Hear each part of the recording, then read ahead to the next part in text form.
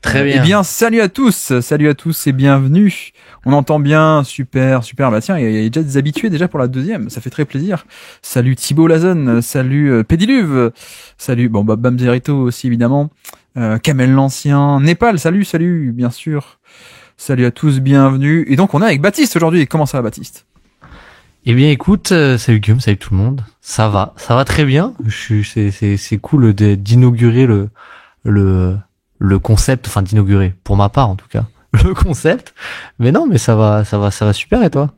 Première semaine, on peut dire inaugurée tout de même. C'est vrai. Pour le coup.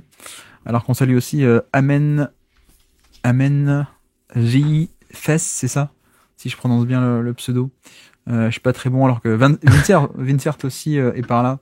Bon, comment vous allez ? Dites-nous tout. Ça fait plaisir de voir qu'il y a des gens qui étaient là à la première et qui sont de retour. Ça veut dire que peut-être ça a plu un peu, au moins à certains. Donc ça fait plaisir.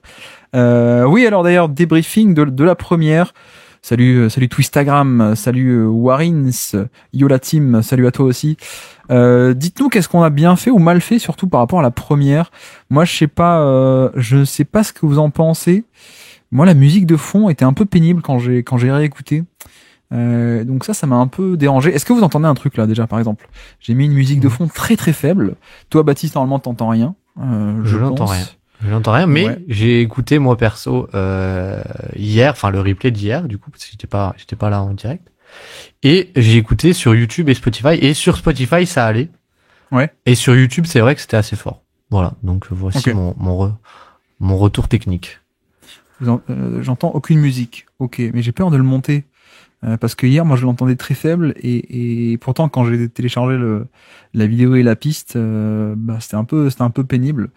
Donc voilà, niveau balance aussi, dites-nous si possible. Ben voilà, ouais, Bamzerito qui dit, je crois que c'était l'inverse. Et lui dans la journée, il a dit que c'était plutôt Spotify où la musique était trop forte et pas YouTube. Enfin, je sais pas. Bref. Mais niveau balance, est-ce que Baptiste a le même son que moi ou pas ? Dites-moi, c'est aussi assez cool de savoir ça. J'ai écouté en replay sur YouTube, ça ne m'a pas dérangé, certainement une question de goût. Ouais, alors je pense, non mais après je pense que ça va. Mais c'est vrai que je trouvais ça un tantinet pénible. Mais après c'est un peu le dilemme, c'est qu'en live on aime bien, enfin moi j'aime bien avoir une petite musique de fond quoi. Mais c'est vrai que en podcast c'est pas la même vibe quoi, je trouve. Donc je pense que le truc un peu de sécurité, j'ai envie de plus rien mettre quoi. C'est un peu très très simplement. Ouais. Analyse avec image à l'appui était cool. Ouais, on va essayer de faire ça. C'est un peu l'avantage de. On va dire que ça va être le bonus d'être là en live le soir. Ça va être ça. Après, moi, j'ai envie que ça reste une émission de radio. Donc, c'est pas. On va pas faire de la vidéo en soi comme parfois on le fait. D'ailleurs, on l'a pas fait depuis longtemps. Ça fait longtemps qu'on s'est pas fait une soirée. Juste, on prend un match et on passe 4 heures dessus. Pour le coup. Ça doit être avant les playoffs même de l'an dernier, non ? Ça devait être un peu avant, ouais, je crois. Bah oui, parce qu'après je voulais le faire en playoff, mais bah ouais. Mais j'étais en 4G, donc ça marche pas bien. En vrai, on va pas se mentir. Par rapport au niveau de connexion que j'ai eu, franchement, j'étais quand même assez content de ce que j'ai pu produire pour le coup, parce que c'était la galère totale, mais la 4G, mais oh là là, c'était. C'est vrai que t'avais été très très actif au final. Mais du coup, t'avais pas besoin d'inviter de personne, donc j'imagine niveau organisation, c'était plus simple aussi, quoi. Ouais, c'était plus simple en vrai, ça aussi. Hein. C'était plus simple. Bon, eh bien, s'il y a pas mal de monde, on va pouvoir commencer. Salut à toi qui m'écoute en podcast. J'ai oublié de faire un début d'émission pour le podcast hier d'ailleurs.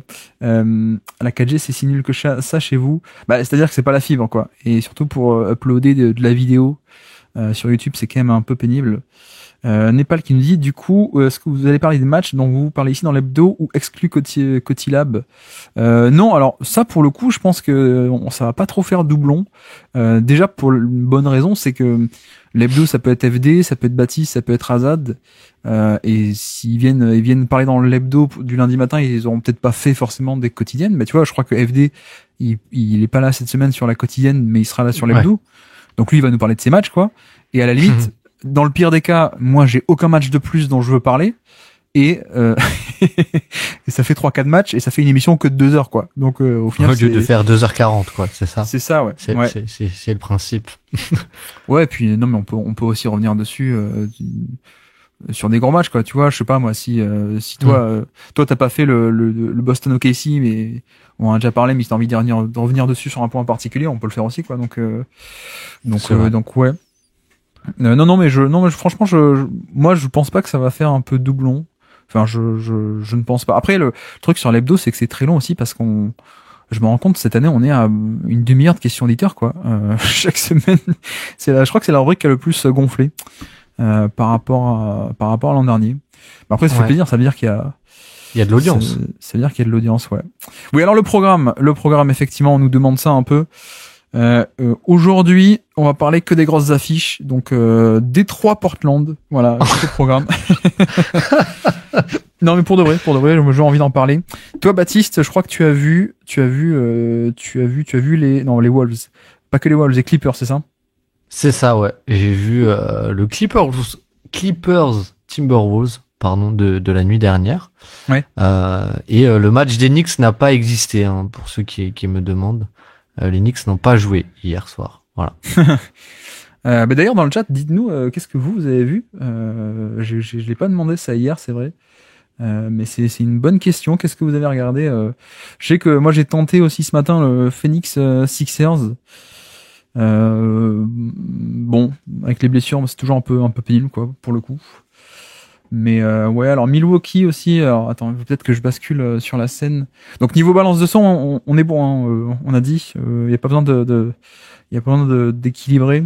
Pour le son, vous me dites. Hein, mais sinon, hop, on va basculer sur la scène comme ceci. Est-ce que ça marche? Ouais. Donc avant de parler des matchs dont on veut parler, qu'est-ce qu'on a eu? Donc on a eu le Phoenix Sixers. Ah ben voilà, il y en a qui ont regardé Détroit Portland. Ah, c'est cool, on va pouvoir en parler ensemble. Jedi Padawan, salut la fine équipe, nous dit-il. Incroyable nouveau projet, on aura des punchlines à Inside de NBA. Je ne sais pas. Mais bienvenue, salut Malakos aussi. Donc voilà. Celui-là, on va en parler, le Blazers Pistons. Donc, et franchement, sans être ironique, hein, vraiment, moi j'ai bien aimé. Super match, ouais. Et j'ai une hot take. T'es pas prêt, t'es pas prêt du tout, Baptiste. Scoot Henderson devait être premier choix de draft, c'est ça? Devant Wemby. Alors j'ai deux hot takes. Les Bucks, tiens, j'ai pas regardé le box score ce matin. Les Bucks qui ont éclaté les Raptors. Il y en a qui ont vu ça ou pas? Vous avez vu quoi d'ailleurs? J'ai pas regardé les réponses. J'ai pas trop regardé les réponses. Qu'est-ce qui s'est passé? Est-ce qu'il y avait des absents? C'est surtout au niveau Raptors, ça m'intéresse. Qu'est-ce qui joue? Est-ce que Quickly a joué? Ouais. Quickly, 3 sur 10, 3 assists, 11 points. Ah, c'est pas terrible. Ça fait pas rêver. Il y a Cobb Pottle. Ah, Scotty Barnes est revenu, c'est vrai. RJ Barrett. Et RJ Barrett, eh ben, dis donc. RJ Barrett, pas mal. Ouais. Alors, il paraît qu'il y a des très bons, des bons petits jeunes, que j'ai pas encore eu trop le temps de voir à Toronto. Jamal Sheed, qui paraît pas mal. Qui était à Houston, je crois. Mais qui à la fac de Houston, tu veux dire? Ouais, à la fac de Houston, il me semble, ouais. Enfin, je sais plus c'est quoi le nom, mais ils avaient une défense assez incroyable. La défense de Houston, les Monster Trap, je crois que ça s'appelait. Ouais. Ça c'est bien avec la NCAA, t'as toujours des trucs comme ça en NCAA, genre la pack defense de Virginia. Ouais. Je crois que c'est Texas Tech à l'époque. Alors je crois que le coach a eu des problèmes depuis, mais à l'époque, Jared Culver, Zaire Smith et tout, qui faisaient des schémas absolument incroyables en défense aussi. Non, c'est pas le live analyse box score, c'est juste l'actu du jour. Ouais, non, Thibaut Lazane nous le dit.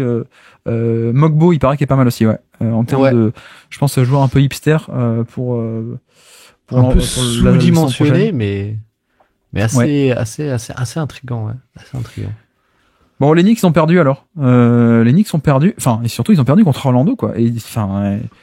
Ouais. Donc voilà, hécatombe, mais apparemment maintenant c'est Cole Anthony la star. À chaque fois c'est quelqu'un de différent. Ouais, une blessure, une star qui émerge.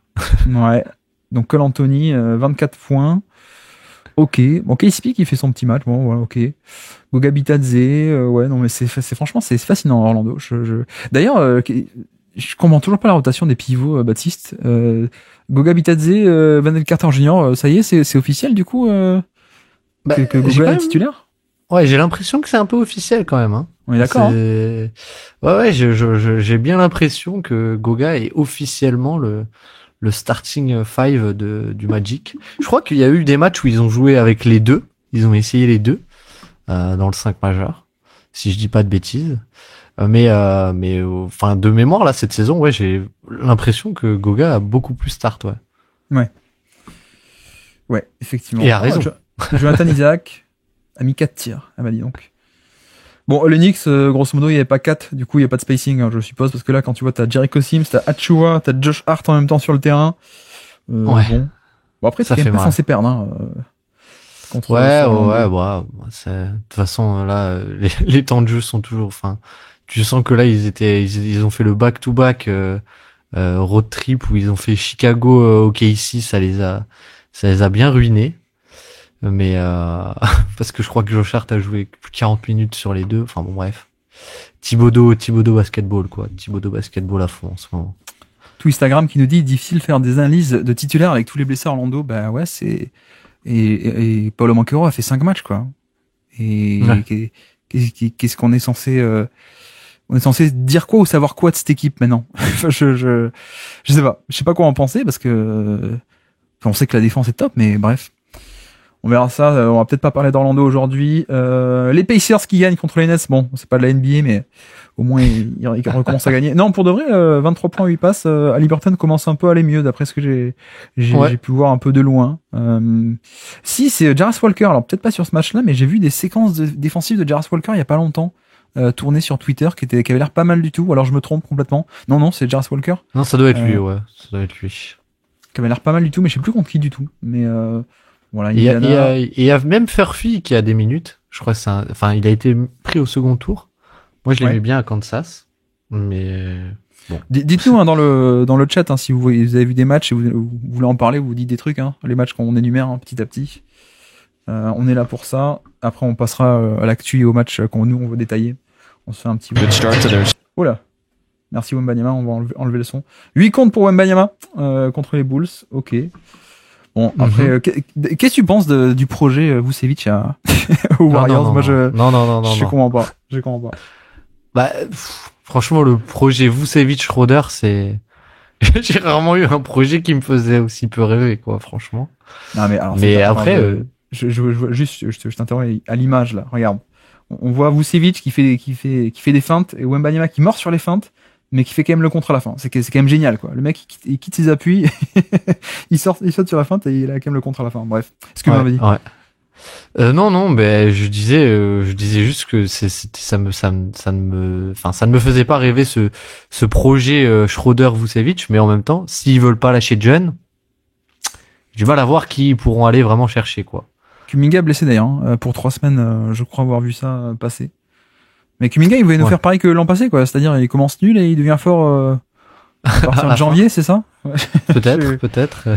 Et il retourne dans le 5 majeur, mais je sais pas. Mais il y en a qui ont vu les Spurs Bulls ou pas? Dites-nous hein, sinon juste on finit les contres vite fait de Wemby. Mais il y a un truc que je comprends pas, c'est bon après tu sais, je sais pas ce que ça vaut, sans doute pas grand-chose. Les cotes pour où va finir un joueur sur un trade. Et ça me surprend que les Warriors ne soient pas tout en haut, quoi, avec Butler. Ouais, alors on va en parler de Butler effectivement parce qu'il y a des trucs qui sont sortis. Twistagram qui nous dit avez-vous vu cette stat sur Bridges? Michael Bridges a joué 1451 minutes cette saison. C'est le premier joueur depuis une décennie à avoir plus de 1450 minutes sur les 37 premiers matchs d'une saison NBA. Et je crois, si je ne dis pas de bêtises, que le joueur qui avait plus de minutes avant lui, c'était Lou Holding. Ah ben voilà, ouais, c'est ce qu'ils disent. Ah oui, voilà. C'est Lou Holding. Okay. C'est Lou Holding sous Thibodeau avant lui. Voilà. Mais tu sais, ça nous avait, enfin moi, ça m'avait un peu étonné. Je dirais pas choqué quand même pas. Ça m'avait un peu étonné quand on avait fait la centaine. Donc en 2022, là, on a fait notre top 100 des années 2010. Et je disais un peu, je faisais le topo de la décennie de chaque joueur, quoi, tu vois. Alors Lou Holding, c'était une folie, genre le mec en 4 saisons de la décennie, il avait fait je dis n'importe quoi, mais je crois que c'était quasiment 8 saisons de James Harden. Enfin, je raconte n'importe quoi, mais c'était un ordre d'idée comme ça. Mais surtout, en fait, quand tu redétaillais, tu sais, alors il commence la décennie, il est à tel endroit, t'as des minutages. Début des 2010, c'est genre, bah tiens, il joue 41 minutes par match en moyenne. Ensuite, 2012, il joue 38 minutes, 39 minutes par match. C'était une autre époque, hein. Ouais, pour le coup. un autre monde, un autre monde, ouais. Un autre monde. Non, mais après, Lou Holding qui est, alors on en a parlé avec Nico dans un podcast il y a pas longtemps, là, quand il était venu nous parler de son livre, qui est de la même génération que LeBron, hein, pour le coup. Et sauf que donc, il a pris sa retraite, grosso modo, il y a 10 ans, Lou Holding. Pour dire à quel point, bon, LeBron est un peu une anomalie, mais je veux dire, le kilométrage de Lou Holding était pas mal, quoi. Ouais. Et est-ce que tu penses, du coup, toi qui l'a vécu, qu'il a vraiment été cramé en partie par Thibodeau et par cette histoire de temps de jeu, c'est 41 minutes de moyenne, etc. C'est pas impossible. Après, il y avait un peu des blessures, hein, quand même, mine de rien. Mais, ouais, alors on nous parle de Vassell, donc je mets un peu vite fait les images de Vassell, mais Malakos qui nous dit Vassell a vraiment du mal à enchaîner les bons matchs quand même. J'aime pas trop son utilisation, alors qu'il y avait de belles promesses en fin de saison dernière. Ouais, alors j'avoue, j'ai pas trop vu récemment les Spurs. Enfin, si, quoi que j'ai vu Denver, il était pas mal. Mais après, il revient un peu de blessure, je crois, hein, si je dis pas de bêtises. J'ai l'impression qu'il joue pas non plus tous les matchs à fond encore, quoi. De loin, en tout cas. Ouais. Bah ouais. Ça avait été intéressant quand même. J'ai pas mal aimé son match contre Denver. Bah avec la fameuse possession où en gros c'est lui qui met le game winner sur de l'ISO face à Jokic. Oui, parce que Denver switch, parce que c'est Wembanyama, et donc. mais ouais, et je trouve que limite ils l'ont pas fait assez, quoi. Ils l'ont utilisé une possession, ça a marché, tant mieux. Mais ils auraient pu plus le faire, quoi. Vassell n'est pas propre. Effectivement, merci Jedi Padawan.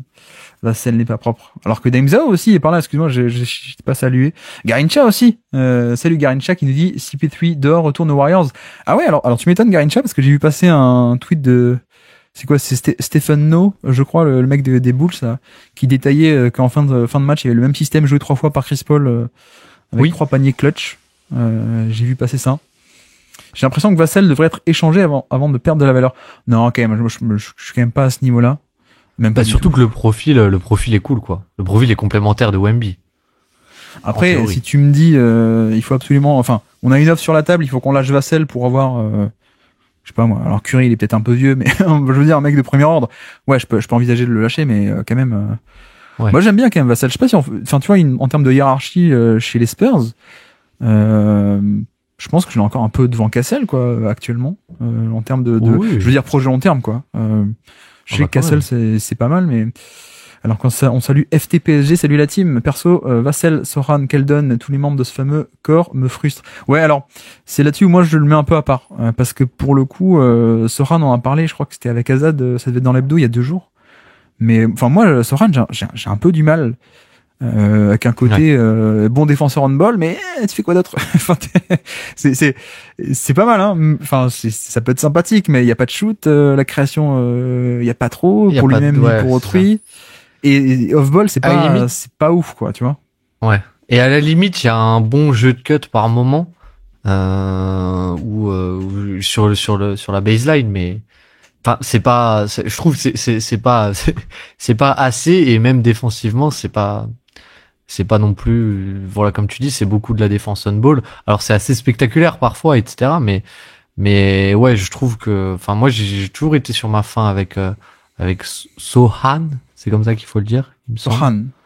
Et évidemment, le seul match où il met ses tirs à 3 points, c'est contre les Knicks, où les Knicks l'abandonnent et il y a les renversements. Mais ouais, non, mais ça ne m'a, je comprends. Moi, je trouve que, en fait, pour moi, avec Wemby, t'as quand même un truc assez fou de théorie de 5-out que tu pourrais avoir, quoi, et offensivement.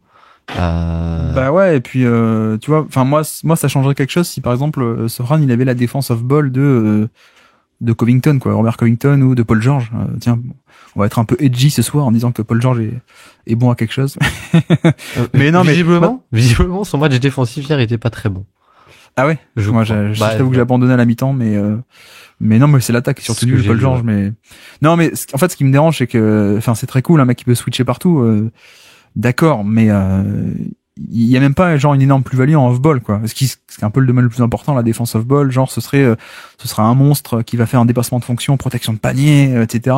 Je trouve que bon, c'est pas cata, c'est même pas mauvais, c'est même pas mal, mais il y a pas tant que ça de plus-value. Or, si t'es pas bon score, pas bon shooter, pas bon passeur, tu peux pas porter la balle. Enfin, tu vois, c'est un truc un peu sous-estimé avec Draymond Green. Bon, pas Si le, tu peux pas le, porter la balle, ouais. bah exactement. C'est pas que le côté défense off-ball, ça tout le monde le sait, mais et en fait, ça marche aussi pas mal parce qu'il est capable de faire de faire des trucs en attaque, quoi. Il y a des fois, il joue le rôle d'initiateur comme un meneur dans certains systèmes, quoi. Le rôle qu'aurait un vrai meneur, quoi. Donc c'est ça pour le coup, c'est bon. Après, on va pas refaire Draymond Green Curry, qui est un peu le mariage parfait dans tous les sens du terme, qui est une loterie. Enfin, ils ont gagné à la loterie, Ouais. quoi. Ouais. Heureusement qu'ils ont pas eu KD avec, quoi. J'ai l'impression qu'il y a trop de joueurs unidimensionnels dans ce roster. Ouais, bah après c'est un peu normal pour l'instant, quoi. On est en début de projet, mais ouais, moi je suis d'accord. Et dans le chat ils en parlaient un peu tout à l'heure. J'ai pas eu le temps de lire le message, mais ouais, Keldon Johnson, je pense que c'est un peu le mec à échanger, quoi. On est sur un mec à 18-19 millions en plus. Ouais, je pense que lui, j'aurais pas trop de problème à l'échanger. D'ailleurs, je pense qu'ils l'ont un peu prolongé pour juste tu le perds pas pour rien, quoi. Tu le prolonges, il y a un contrat, et ça fait un contrat à échanger. Mais ouais, Keldon plus, ouais. Mais tu vois, du coup, je mets un peu Vassell un peu au-dessus de Keldon Johnson et Soran. Mais ouais, moi, je suis pas très fan de Soran pour le coup. Ouais. Et pour le coup, il est pas jeune, mais moi, j'aime beaucoup, par contre, la saison de Harrison Barnes. Enfin, Ah oui, bah, c'est Barnes, quoi. C'est-à-dire que les fans vont pas trop l'aimer, mais le mec, un poste 4 qui défend un peu, qui shoot, quoi. Donc, c'est cool, quoi. Et qui peut un peu, un ailier, mais qui peut un peu faire jouer plus gros, quoi, en termes de rebond. Alors pas protection de panier, mais juste tenir des gros match-up et tout, quoi. Mais ça, c'est peut-être. Je crois qu'on aura Nico dans 2 jours. Je vais essayer de le relancer pour qu'il nous fasse son refrain sur Harrison Barnes, qui était censé être le nouveau Kobe et qu'en fait il jouait mal à UNC. Ça va être marrant. Ouais, Barnes trop irrégulier. Ouais, mais après c'est ce genre de role player, quoi. Faut pas s'attendre à ce genre de. Enfin, je veux dire, si Barnes était régulier, il serait limite All-Star, quoi, je pense. Oui. C'est un peu le principe, quoi. C'est le principe du joueur, ouais. Wemby peut pas jouer pivot trop mince. Keldon contre Vucevic. Merci, Daimzao, effectivement. Quel profil tu penses qu'il manque aux Spurs, Baptiste? Bah, moi, initiateur de le niveau, porteur de balle, quoi. Bah ouais. Clairement. Chris Paul Prime, en gros, quoi. Vous pouvez pas loin de son prime, dans l'idéal. Chris Paul Prime, ça serait pas mal, hein, pour le coup. Mais ouais. Ah ouais, Sacramento, ça y est, ça va mieux, du coup. Bah oui, leur coach leur a dit de défendre. Ouais. Pour le coup. Ça y est, c'est... Donc j'ai vu qu'ils ont battu Miami. Bon, après, Miami, voilà, la tête de l'effectif du Miami, hein. Haywood Smith, Jaime Jaquez. 40 minutes de Terry Rozier. Après, il y a double overtime, Baptiste. Donc, bon, après, non. Ouais, non, je retire ce que j'ai dit, non, quand même, ouais. Si t'enlèves les 10 minutes d'overtime, ça fait quand même 31 minutes de Terry Rozier, quoi. Dans les trucs qui m'étonnent un peu, alors moi j'adore Pelle Larson, enfin tout est relatif, hein, je veux dire, mais j'aime bien. Mais Jovic a un peu perdu son statut par rapport en début de saison ou la fin de la saison passée. Ouais. Tu vois, un peu déçu, ouais, un peu décevant. Kevin Love a disparu, maintenant il fait des mèmes sur Instagram, d'après ce que j'ai compris. Ah d'ailleurs, dans le chat, s'il vous plaît, parce que en fait j'ai 67 ans, enfin 66, mais bientôt 67. Baptiste ou toi, explique-moi, c'est quoi le délire avec le frère Ball, là, comment il s'appelle, celui qui est pas en NBA, Liangelo. Explique-moi qu'est-ce qui se passe. Je sais pas si est-ce que il y a un truc par rapport à sa musique. Je comprends rien. Quel est le délire, dites-moi. Est-ce que les gens se moquent de sa musique parce qu'elle est pas bonne, c'est ça? Ou alors j'ai compris tout à l'envers.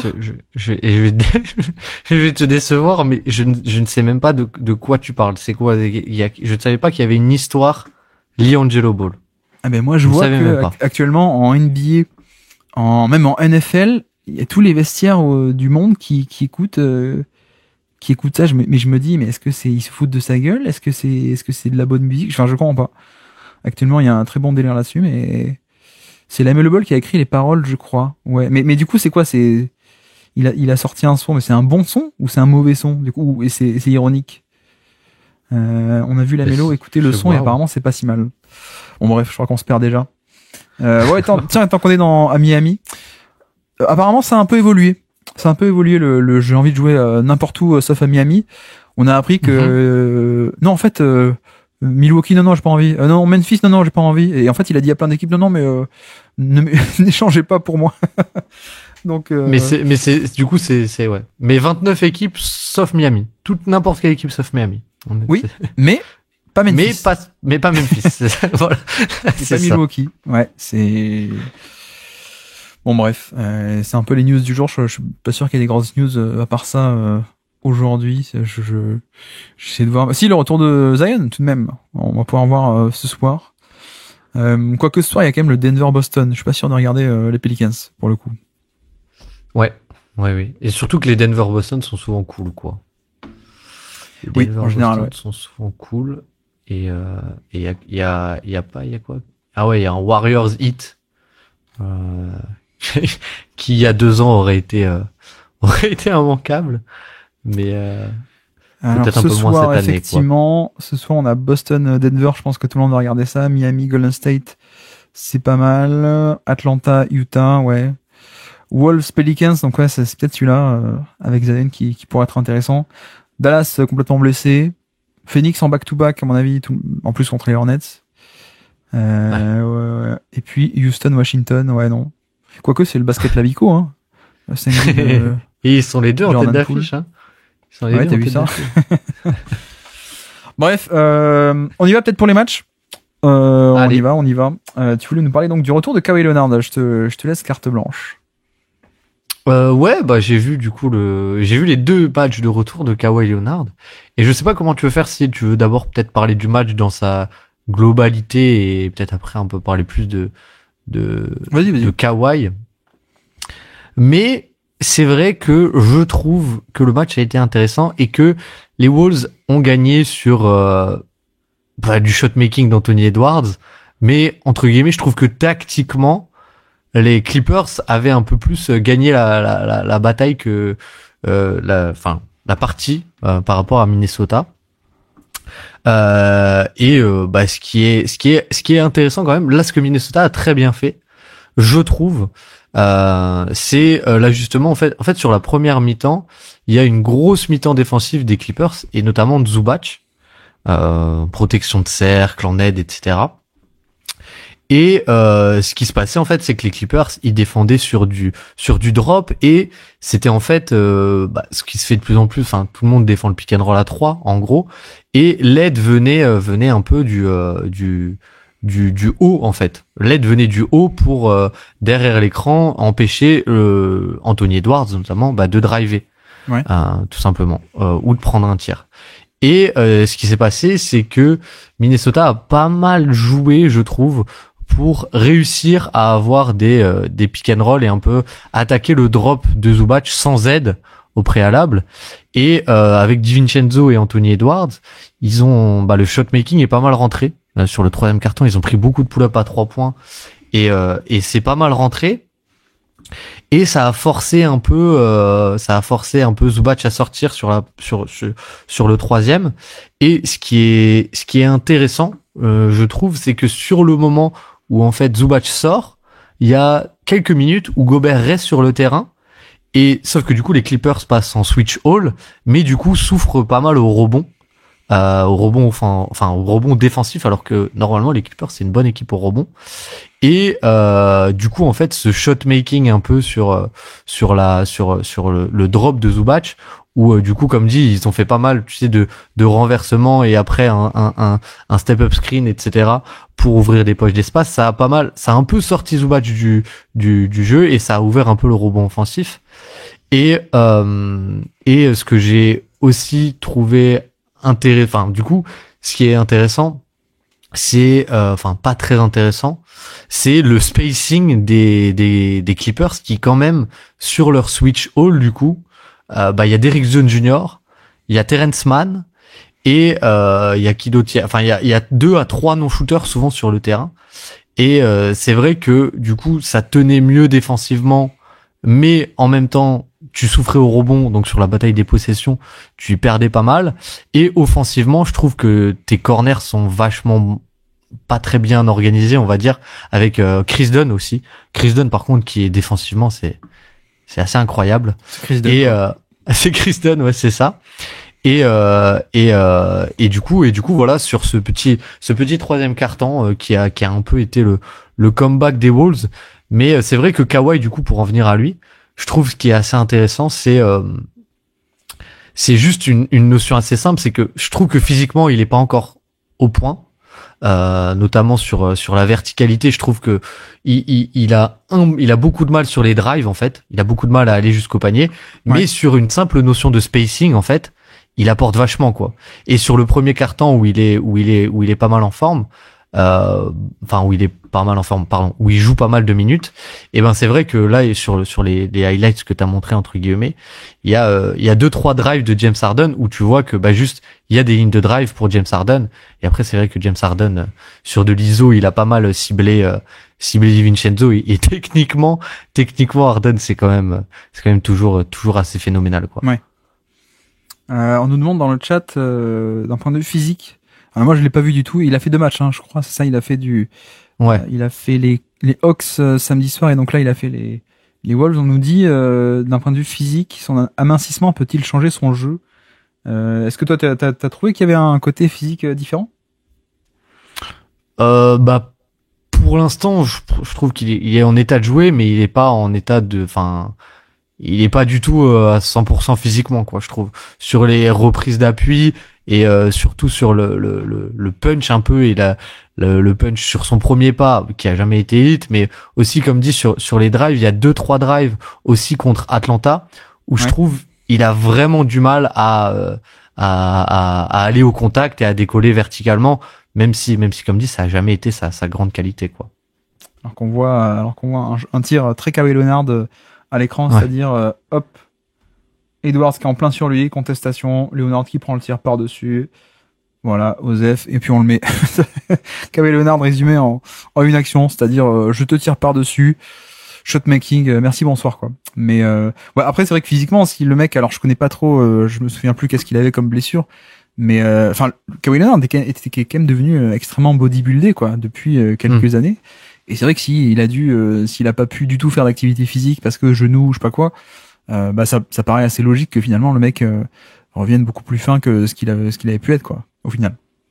Ouais, bah oui, je pense que là il y avait entre guillemets pas trop le choix aussi, mais c'est vrai que je trouve aussi ce qui a été intéressant sur le match, parce que là je dis ça en revoyant un peu quelques images, mais c'est aussi à quel point Jaden McDaniels, je trouve, c'est pas forcément la match-up idéale face à James Harden quoi.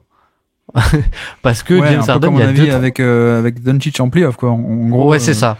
McDaniels, ça navigue les écrans, mais ça offre pas une résistance parfaite quoi. Ouais, c'est ça. Et il y a 2-3 drives. Alors Harden, ça va plus du tout autant qu'au cercle avant, mais il y a 2-3 drives de Harden où vraiment tu vois que juste une fois qu'il arrive dans le spot, en fait il peut passer l'épaule et voilà quoi.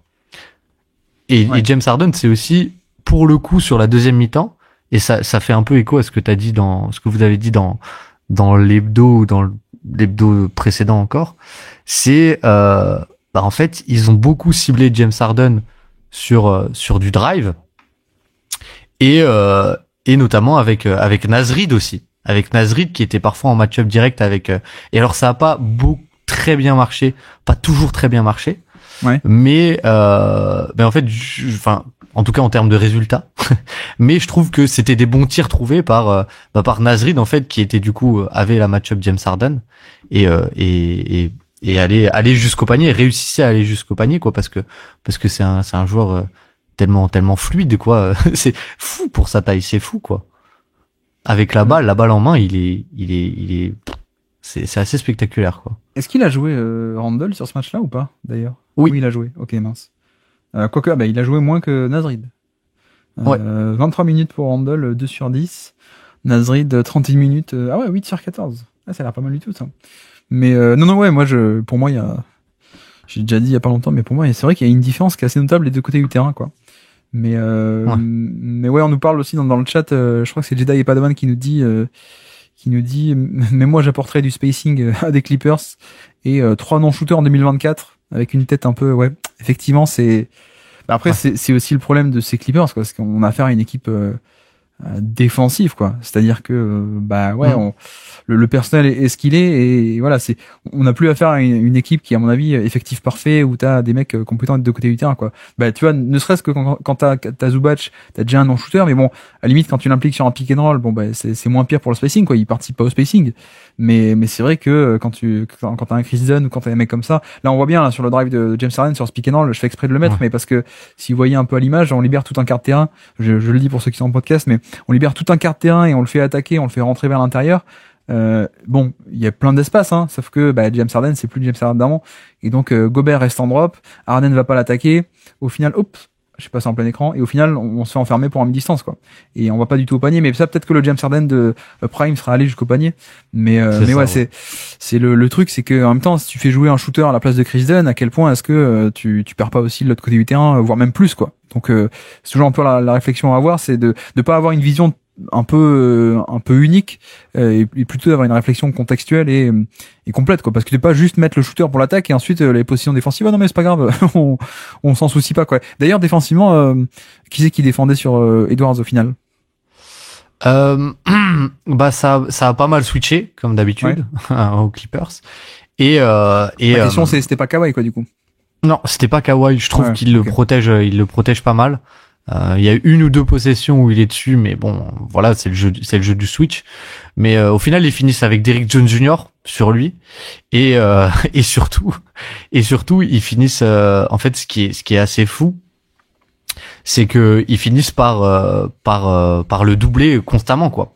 C'est-à-dire sur le pick and roll, sur les 2-3 dernières possessions, il y a un moment Zubac qui monte, et sur les 2 derniers tirs de Edwards, c'est pour ça que je dis que les Wolves, c'est un peu dingue, entre guillemets, c'est que c'est un peu entre guillemets volé, mais c'est parce que les 2 shoots d'Edwards qu'il prend, il y a la prise à 2, et c'est vraiment il s'en fiche, il prend quand même le tir, alors que le décalage il est peut-être ailleurs, et le shot making rentre sur du 1 contre 2, mais voilà, quoi. Mais mais j'ai trouvé pourtant Edwards sur le 3e quart-temps plutôt pas mal pour justement un peu naviguer, et Dante DiVincenzo aussi a une super possession où il navigue bien le stunt, en fait. Il navigue super bien le stunt pour ensuite pouvoir attaquer, et je crois qu'il met un petit flotteur sur notre ami Zubac. Donc ouais, ça a été intéressant, et un truc que je m'étais noté, que je suis retombé dessus, il y a une séquence, en fait, sur le switch all où il y a plus James Harden ni Kawhi, et ben tout simplement, en fait, les Clippers, ils mettent des sets pour Amir Kofi. Ils lui mettent 2 zoom action de suite, et là tu te dis, ah oui, quand même. Bon, là il y a quand même peut-être un petit manque de création, quoi. Il serait temps que Kawhi revienne. Alors qu'est-ce que t'appelles, j'essaie de retrouver la position. C'est celle-là. Là, il navigue, je trouve qu'il évite très très bien l'aide de Powell. Ah, naviguer le stun, tu veux dire, en tant que porteur de balle, lui-même, il évite le stun. Je pensais que tu voulais dire que son défenseur faisait un stunt. Donc, je comprenais pas ce que ça voulait dire. Donc lui, il est porteur de balle. Et donc, il navigue entre les obstacles qui viennent s'interposer. C'est ça. Et en plus, je crois que l'aide, elle vient de Edwards. Et lui, elle est pas ultra agressive non plus. Mais bon, DiVincenzo, il nous a pas forcément toujours habitué à ça, quoi. Bon, après, regarde comment ça se finit la possession. Ok, il y a un flotteur, hein, mais c'est Zubac qui est bien en place. Bon, il le prend très loin, ouais. Il le prend très loin, il va pas au panier, quoi. Et c'est j'ai perdu la page des stats. Ouais, voilà, elle est là. En termes de stats, shooting, la fréquence de tir sur ce match-là, effectivement, eu très peu de tirs au panier des 2 côtés, quoi. Donc, mais parce que là dans le chat, ça parlait aussi du manque de spacing des Clippers, mais je pense qu'on peut dire un peu la même chose. Et on a déjà dit la même chose un peu de la part des Wolves aussi, quoi, pour le coup. Ouais, oui, complètement. Et je pense que c'est aussi en un sens pour ça que Edwards il prend ses shoots à la fin, parce que de toute façon le spacing est pas forcément excellent, quoi. Le spacing. Et du coup, il a fait des passes, Edwards. Ouais, écoute, je te laisse les regarder, mais il y en a des pas trop mal, quoi. Non, parce qu'il avait dit qu'il aimait pas les prises à 2, que c'était pénible et tout, quoi. Ah, oui, regarde ces 2 derniers shoots et tu verras qu'il aime pas les prises à 2, ouais. Pourquoi il shoot par-dessus la prise à 2, c'est ça? C'est ça, ouais, c'est ça. Ouais. Il y a une prise à 2, je crois qu'il y en a même eu enfin un moment où c'est vraiment il y a pas de pick and roll, juste il le double. Il prend quand même le tir quoi. Il prend quand même le tir. Mais et il y a aussi bah après le match a aussi été il y a deux énormes protecteurs de panier quoi avec Zubac et Gobert quoi en termes de dissuasion. Donc ça plus et en plus quand il y avait Derrick Jones Jr., Gobert a un peu plus roamé aussi. Donc ça a pas aidé des deux côtés quoi. Tu nous avais dit que Nasrid était sur James Harden, tu nous as pas dit que James Harden était parfois sur Nasrid aussi. On le voit là sur cette action, Harden en match-up principal contre Nasrid, il se fait fumer en 2 secondes quoi. Oui, c'est ça. Pardon, mais c'est ça que je voulais dire, oui. C'est que Nasrid jouait face à James Harden. Ah oui, non, parce que on a vu des positions tout à l'heure là où c'était l'inverse aussi, où Nasrid défendait James Harden sur l'isolation. Donc il y a eu les deux sens. Et ils l'ont pas mal utilisé justement le Nasrid qui crée parce qu'il a James Harden face à lui quoi. Ouais. Après, tu vois, j'ai l'impression que Nasrid 30 minutes c'est cool, moi j'aime bien. Mais j'ai l'impression que DiVincenzo commence un peu à revenir aussi en termes de temps de jeu quoi. Il y a encore 2-3 semaines on en parlait en mode c'est un peu anecdotique quoi, il a pas une place importante. Là il a l'air d'avoir pas mal joué quoi. Ouais. Bah il est je trouve quand même un peu fondamental pour le spacing quoi. Ne serait-ce que sa présence. Mais il est titulaire carrément non? Oui, ils le mettent à côté d'Edwards et Conley. D'ailleurs, je crois que c'est passé pendant le match. Mais Mike Conley a fait son career high en sortant du banc sur pas ce match mais celui d'avant où il a mis 17 points. Ouais. Je crois. Mais mais Mike Conley est pas du tout en réussite non plus avec son tir. Et il fait pas une grande saison mais du coup ça veut dire que DiVincenzo a priori partirait pour être titulaire maintenant à la place de Mike Conley quoi. En tout cas sur ce match-là. Mais ouais, après c'était aussi, on en avait parlé. Pardon, je crois qu'on l'avait pas fait ensemble le podcast, mais moi j'en avais parlé. C'était. Non, on n'a pas encore parlé des Blazers. Cracker JST. On va le faire. Non, mais c'était aussi un intérêt de DiVincenzo pour moi, c'est que de toute façon ça va pas être le meneur, mais il peut jouer entre guillemets poste 1 quoi, et que c'est pas grave parce que la création peut venir d'ailleurs et elle va venir d'ailleurs quoi. Donc t'as un peu ce truc de et de toute façon ça va être Edwards qui va créer. Ça peut être Nasrid, ça peut être Randle, et que finalement c'est pas grave si, alors j'exagère un peu, mais moi je me souviens avoir dit ça dans le podcast au moment du trade, c'est pas grave si c'est Mario Chalmers quoi. Et j'exagère, mais c'est un peu ce truc de, en fait tu mets un 3&D poste 1 et c'est cool quoi. Et surtout avec un Mike Conley qui est potentiellement peut devenir moins bon avec l'âge, j'ai l'impression que c'est un peu ce qui se passe un peu actuellement quoi, au final. Ouais. Et quand même une petite seconde pour Joe Ingles. Alors j'ai vu c'était une remise en jeu, non, c'est ça? Ouais, c'est ça. Ouais. C'est ça. Et et il y a aussi eu un du coup tu vas pouvoir voir ces tirs à la fin. Mais je vais regarder exprès là, tu m'as intrigué, on va voir. Bon, effectivement, déjà si on fait pause le spacing en fait ouais, t'as Zubac qui vient très très haut quoi. C'est-à-dire qu'il doit dépasser, c'est qui là? C'est Derrick Jones Jr. qui doit dépasser son propre défenseur. Il y a Zubac qui attend un peu plus loin. Il y a depuis le corner côté fort, donc à 3 mètres de lui, t'as Norman Powell. T'as aussi James Harden qui dézone totalement face à un de ces deux mecs-là. Donc bon, moi je critique Edwards qui prend des pull-ups, mais enfin littéralement il y a un mur là. Il peut rien faire à pas prendre le pull-up quoi. Pour le coup. C'est ça. Bon, il le met en plus, donc tant mieux. Mais ouais, et en plus ça intervient juste après un super système des Clippers pour Norman Powell qui joue pas mal, qui joue assez souvent, mais tu vois là ils font carrément venir la double team. Ouais. Bon, il va de l'autre côté, mais du coup pour le coup c'est du shot making quoi, c'est du shot making. J'ai l'impression que est-ce que c'est pas Kevin Porter Jr. qui fait n'importe quoi là? Et qui oriente mal. Bah ouais, il faut orienter vers l'aide qui vient quoi. Vers alors le c'est Harden qui fait n'importe quoi, c'est pas impossible non plus. Mais ouais, le spacing souhaite une bonne année 2015. Effectivement, ouais, c'est un peu l'idée. Non mais c'est vrai que c'est encore une fois, on va pas dire que Kat faisait tout, même si on voit que ça aide beaucoup à Onyx quand il est là ou quand il est pas là. Mais je sais pas trop comment régler ce problème de spacing quoi chez les Wolves pour le coup. Parce que tu vois, là ça passe, mais parce que bon, bah ok, t'es contre une équipe des Clippers qui a une bonne défense, mais qui a pas être capable de mettre les points en attaque, quoi. Je caricature un peu, mais c'est l'idée. On n'est pas sur une équipe parce qu'on attend Minnesota sur un peu un chapeau 1, quoi. Alors, ils étaient chapeau 1 l'an passé, et les Clippers ne le sont pas. Mais je veux dire, enfin c'est pas très rassurant, quoi, cette saison. Je trouve les Wolves. Non. Bah surtout, je trouve ça fait. Je suis pas allé voir leur win differential avec les expected wins, mais enfin j'ai l'impression, en tout cas, moi j'ai déjà vu 2, 3, 4 matchs où il le gagnait un peu sur un miracle, quoi. J'en avais parlé dans l'hebdo, mais le match contre tu vois, il est négatif. Ah ouais. Okay. Ouais, une victoire de moins que le fond de jeu, mais bah tu vois, on est quand même le net rating, le différentiel attaque défense qui est à plus 1,4, quoi. Bon, oui, on est sur une équipe banale, quoi. On n'est pas sur une équipe l'an dernier qui était à combien? Ouais, ils étaient à plus 7, les mecs, quoi. Enfin, c'est un score d'équipe finaliste NBA, quoi. Clairement. Ouais. Mais bon. Ouais, tu vois, là, tu peux te dire, bon, ils sont passés de 16e à 19e, bon, c'est à peu près pareil. Les mecs, non, en fait, hein. Tu regardes le chiffre brut, par contre, pas que le classement, mais le chiffre brut. L'attaque, elle prend un coup, hein. Elle passe de 116 à 112, quoi. C'est quand même pas mal. Bref.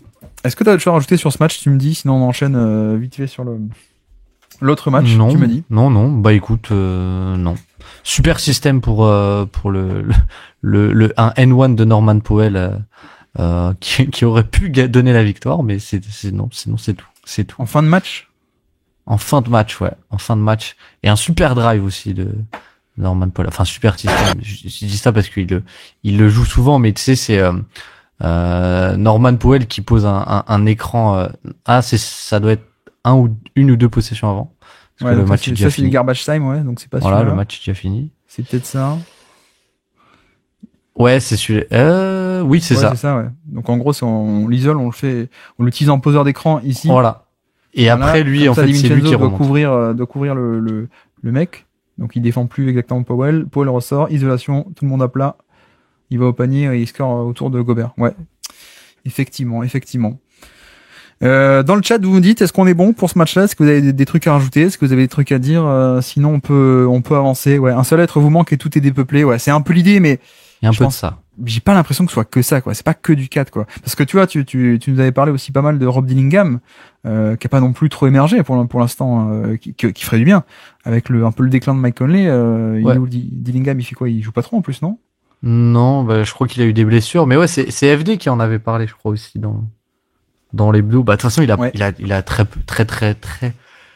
très peu joué. Je crois qu'il a dû jouer, il a eu un stretch de 2-3 matchs où il a eu des minutes, mais c'est vrai que pour le coup, Dillingham, il y a un côté où il te dégrade vraiment ta défense, de façon presque automatique, quoi. Ouais. Est-ce que j'ai changé d'avis sur Nasrid et Randle? Non, pas trop. pas trop. Je suis un peu étonné. Mais je crois qu'on en a parlé il y a une semaine ou deux dans l'hebdo, mais en même temps, vu aussi le manque de création pure du reste de l'effectif, je peux comprendre ce côté, bah, finalement, on va quand même donner des ballons à Randle, quoi, parce que, bah, de facto, c'est quand même un des seuls qui peut créer, quoi. Donc, je peux un peu comprendre, mais je reste un peu quand même sur l'idée qu'à long terme, et même tu vois, si tu me dis, il est plus là au mois de mars, ça me choquerait pas non plus, quoi. Je sais pas toi, mais si Randle finit par être rééchangé soit en février, soit en juillet prochain, ça me choquerait pas, quoi. Je pense que ça reste le plan long terme de faire la place pour Nasrid, quoi. Parce que si le plan c'était juste de faire un swap 4 pour Randle, là je comprends plus rien, quoi. Et j'ose espérer que le front office est quand même beaucoup plus compétent que nous, quoi. Ou alors c'est moi qui raconte n'importe quoi, mais ce serait rassurant. Ce serait rassurant, ouais. Mais concernant les Clippers, en plus du problème de spacing, très peu de rim pressure. Ça gagnait grave à la défense. Ouais, c'est un peu le côté Kawhi, il a jamais été. En plus, il revient de blessure et Harden, il commence à l'être de moins en moins, quoi. Donc ouais. Et en plus, quand t'as un mauvais spacing, en fait, il y a un peu ce truc de un joueur génial dans un mauvais spacing. il y va malgré tout, quoi. Alors, pas tout le temps, et moins que s'il avait un bon spacing. On va en parler, Kate Cunningham, mais, mais pour le coup, ouais, tu vois, tu mets un Luka Doncic dans une mauvaise équipe, bon, bah, il va quand même au panier un peu malgré tout. Mais c'est vrai que quand tu combines un Harden qui est un peu, qui a moins de jus, et qu'en plus, tu lui donnes un mauvais spacing, et qu'en plus, en face, c'est Rudy Gobert, bon, bah, c'est vrai que on peut expliquer, ça explique aussi pourquoi est-ce qu'on a à ce point des problèmes, quoi. Ouais, c'est un swap surtout financier, effectivement, ouais. Je pense que c'est ça. Je pense que c'est ça. Parce que je pense qu'ils préfèrent Towns à Nasrid, hein, évidemment. Mais que, il y a un peu ce côté, non pas sur le niveau de jeu, mais sur la rentabilité, rapport qualité-prix, quoi. Il y a peut-être ce truc de se dire, ben, on va prendre Nasrid, qui est beaucoup moins cher, et l'argent qui nous reste, grosso modo, on va pouvoir le réutiliser ailleurs. Je pense que c'est un peu ça l'idée. Ouais. Mais pour le coup, le truc, enfin la difficulté, c'est la difficulté à laquelle j'ai été confronté en tant que fan d'Enix, mais enfin tu te demandes qui va faire une offre pour Julius Randle, quoi.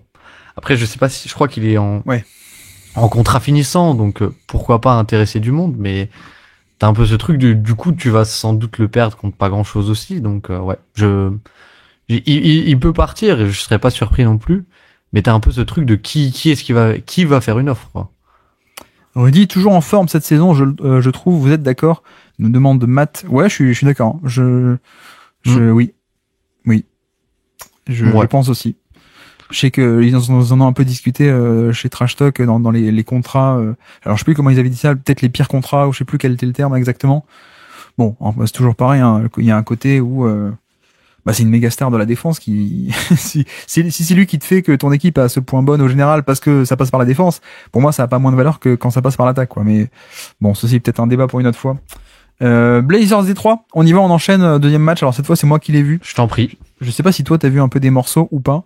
J'ai vu les assists de Kate Cunningham. Ah, c'est pas mal déjà, c'est une partie en tout cas. Mais non, alors première hot take.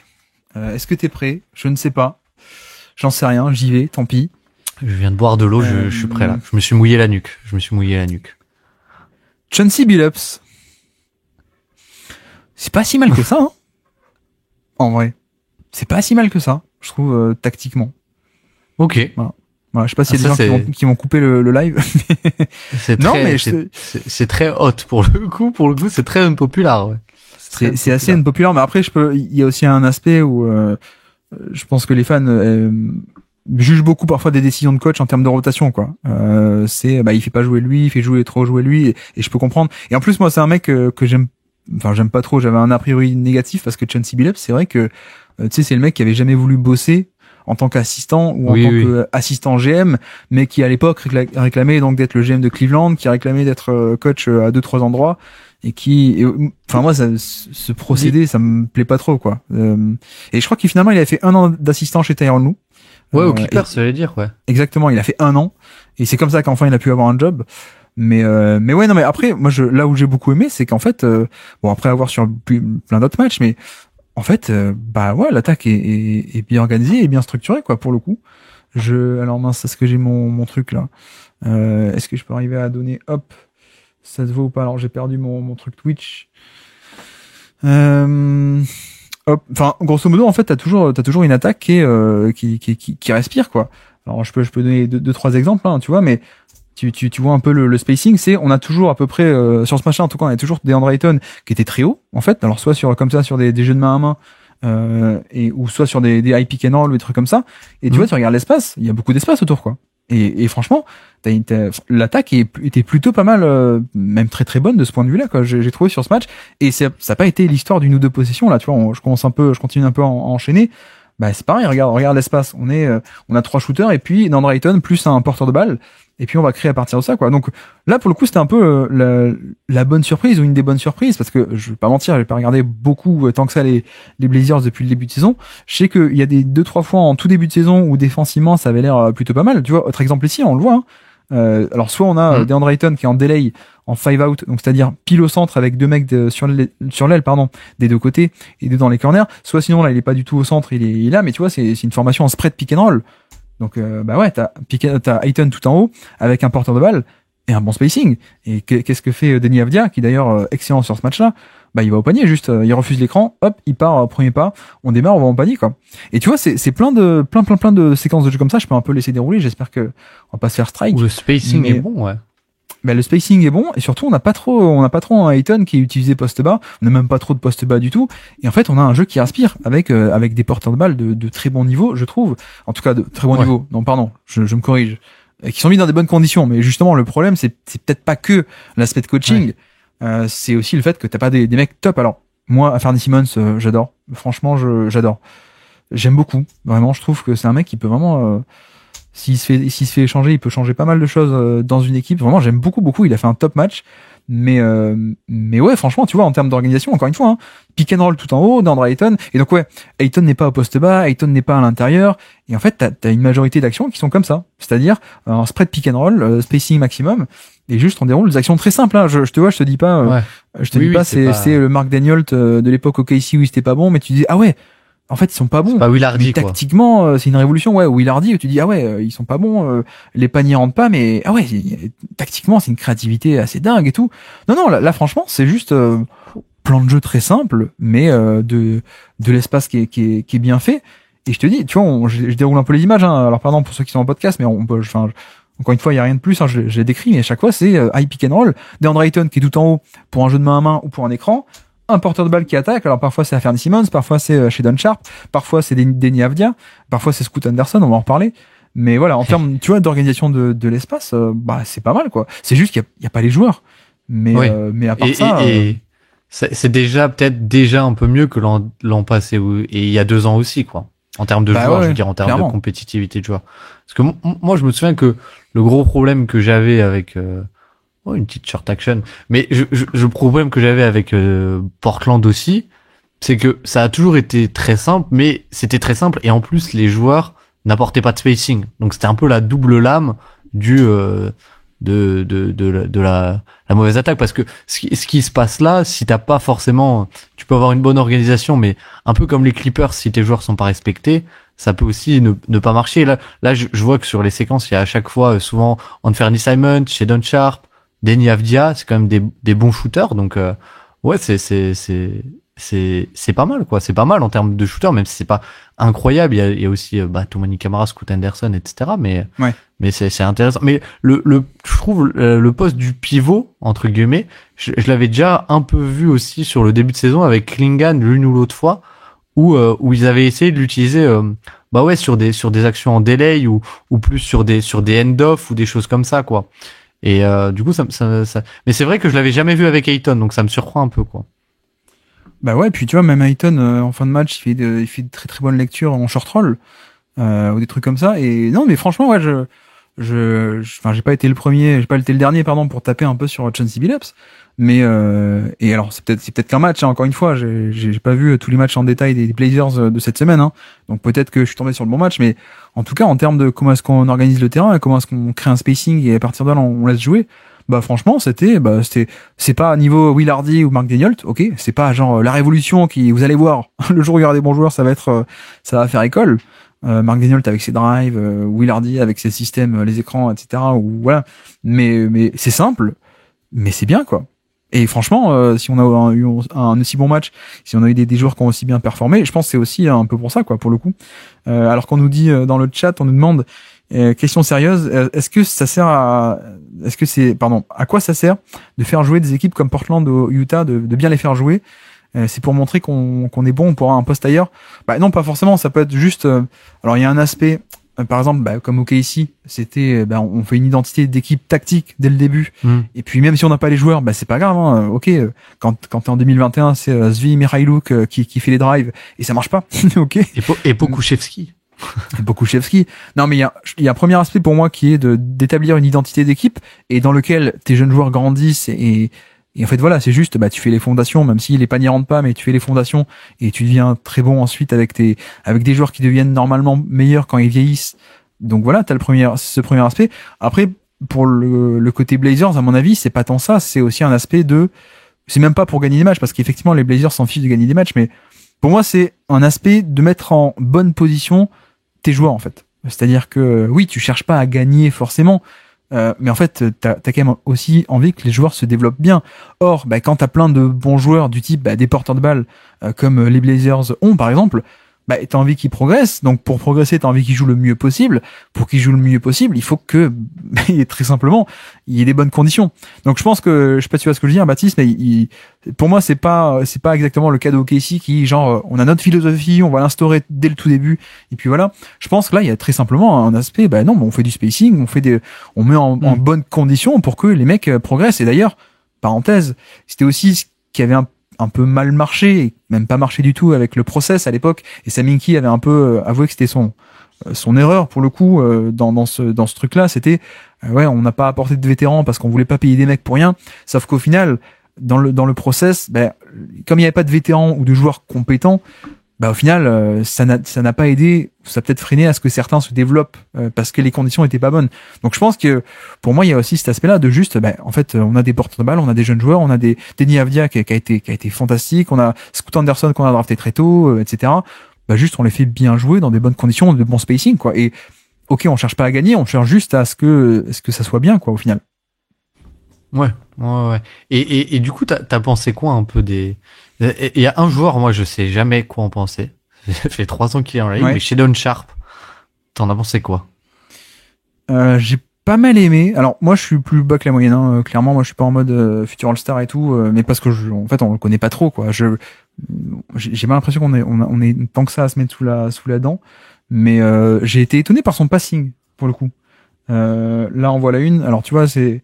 Ouais, celle-là, je l'ai vue avant. Ah non, c'était pas celle-là. Il y en a une un peu plus. En fait, il y a 2 pick and roll. En début de match, t'as 2 pick and roll. Je sais pas si je vais arriver à les retrouver, mais bref. Donc, t'as un pick and roll où il passe par-dessus la défense, juste. Donc, la passe entre les deux défenseurs, mais en hauteur. Il y en a une autre, il enchaîne avec une pocket pass qu'on a vue. Je crois que c'est peut-être celle-là. Je sais plus, bref. Une pocket pass pour DeAndre Ayton. T'as aussi une passe en deuxième mi-temps où il voit un cutter, il passe par-dessus, hop, et avec une aide de Cunningham qui est pas bonne, et il voit l'erreur, il a puni. T'as un drive and kick, donc pour le coup il y a des très très bonnes séquences de passing de Shedon Sharpe, j'ai trouvé.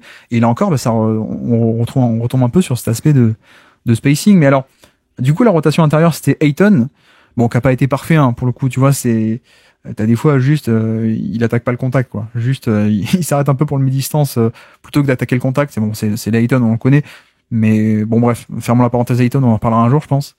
Mais je sais plus de quoi je parlais. Oui, non, le backup c'était Klingan. Qu'est-ce que tu penses de Klingan, toi? Qu'est-ce que je pense de Klingan? Que c'est un très bon protecteur de cercle. Et, enfin, c'est potentiellement un bon protecteur de cercle. Ça, c'est pas mal. Mais non, après, je le trouve pas fondamentalement mauvais, mais je trouve que sur la mobilité, on savait qu'il serait pas ultra mobile, mais je pensais qu'il serait quand même un poil plus mobile, quoi. Tu vois? Ouais. J'ai pas été convaincu du tout, hein. Et ah ouais? J'ai un peu blagué sur le Discord, mais quand je pense qu'il a été drafté avant Zakidi, avec un peu pour carte maîtresse dans ce débat de dire mais Zakidi il peut pas être drafté, il est trop grand, trop lourd, il bouge pas bien. Je comprends pas trop quoi pour le coup. Mais non, mais franchement pas top, et même en termes de finition au panier. Pas très le toucher, cool, le toucher pour le coup, je trouve par rapport à Zakidi, il y a pas, ça on le savait, il y a pas photo. Je pense que s'il a été drafté, il y a 2 mondes d'écart quoi. Non mais même moi je me pose la question de dire mais en fait c'est même en dessous de la moyenne quoi pour un mec de sa taille.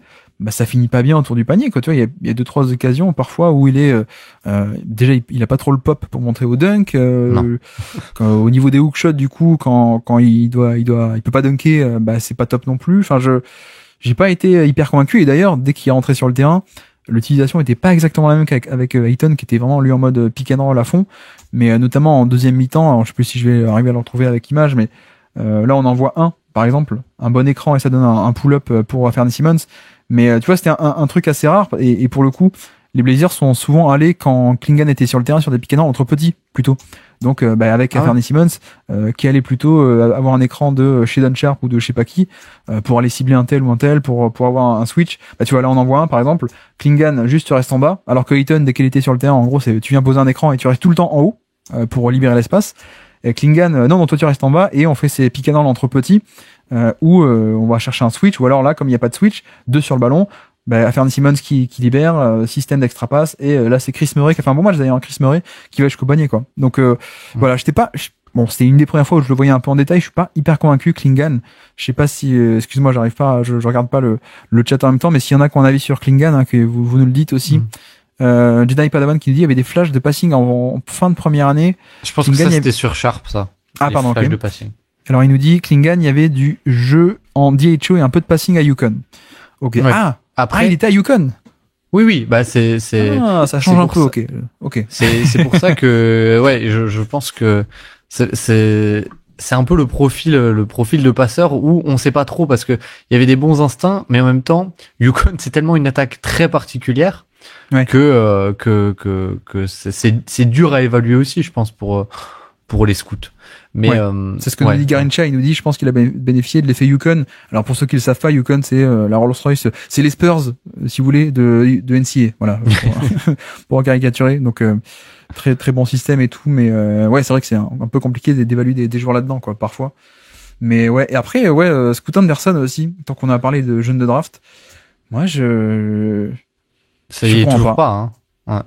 Et je commence un peu à m'inquiéter. Alors pour le coup alors déjà, en fait, je comprends pas comment est-ce que les scouts ont pu le considérer à ce point comme un prospect concurrent de fort. Wemby. Alors concurrent de Wemby, bon, ça limite, mais je veux dire, il est top 2, top 3 de draft, quoi. Alors que j'ai pas envie d'exagérer non plus, mais j'ai presque envie de dire c'est un driver générationnellement mauvais en termes de biomécanique, Scoot Anderson. Donc je comprends pas comment un mec qui est à ce point pas bon sur drive, d'un point de vue fonctionnel, a pu être considéré comme un top porteur de balle, quoi. Franchement, alors j'en avais parlé un peu dans les bilans 2024 des Blazers, mais là on le voit, par exemple, hein, j'ai une image à l'écran, juste sur le premier pas, il y a pas de souci. Le problème, c'est tout ce qui se passe après, quoi. C'est au niveau de l'organisation des layups. Là, par exemple, il décolle du mauvais pied, très simplement. Donc il fait le mauvais pas parce il fait un double pas comme s'il était à droite du panier, sauf qu'il est à gauche. Il démarre, il décolle sur son pied gauche, pas le bon pied, et surtout il y a pas le contact. Pas beaucoup.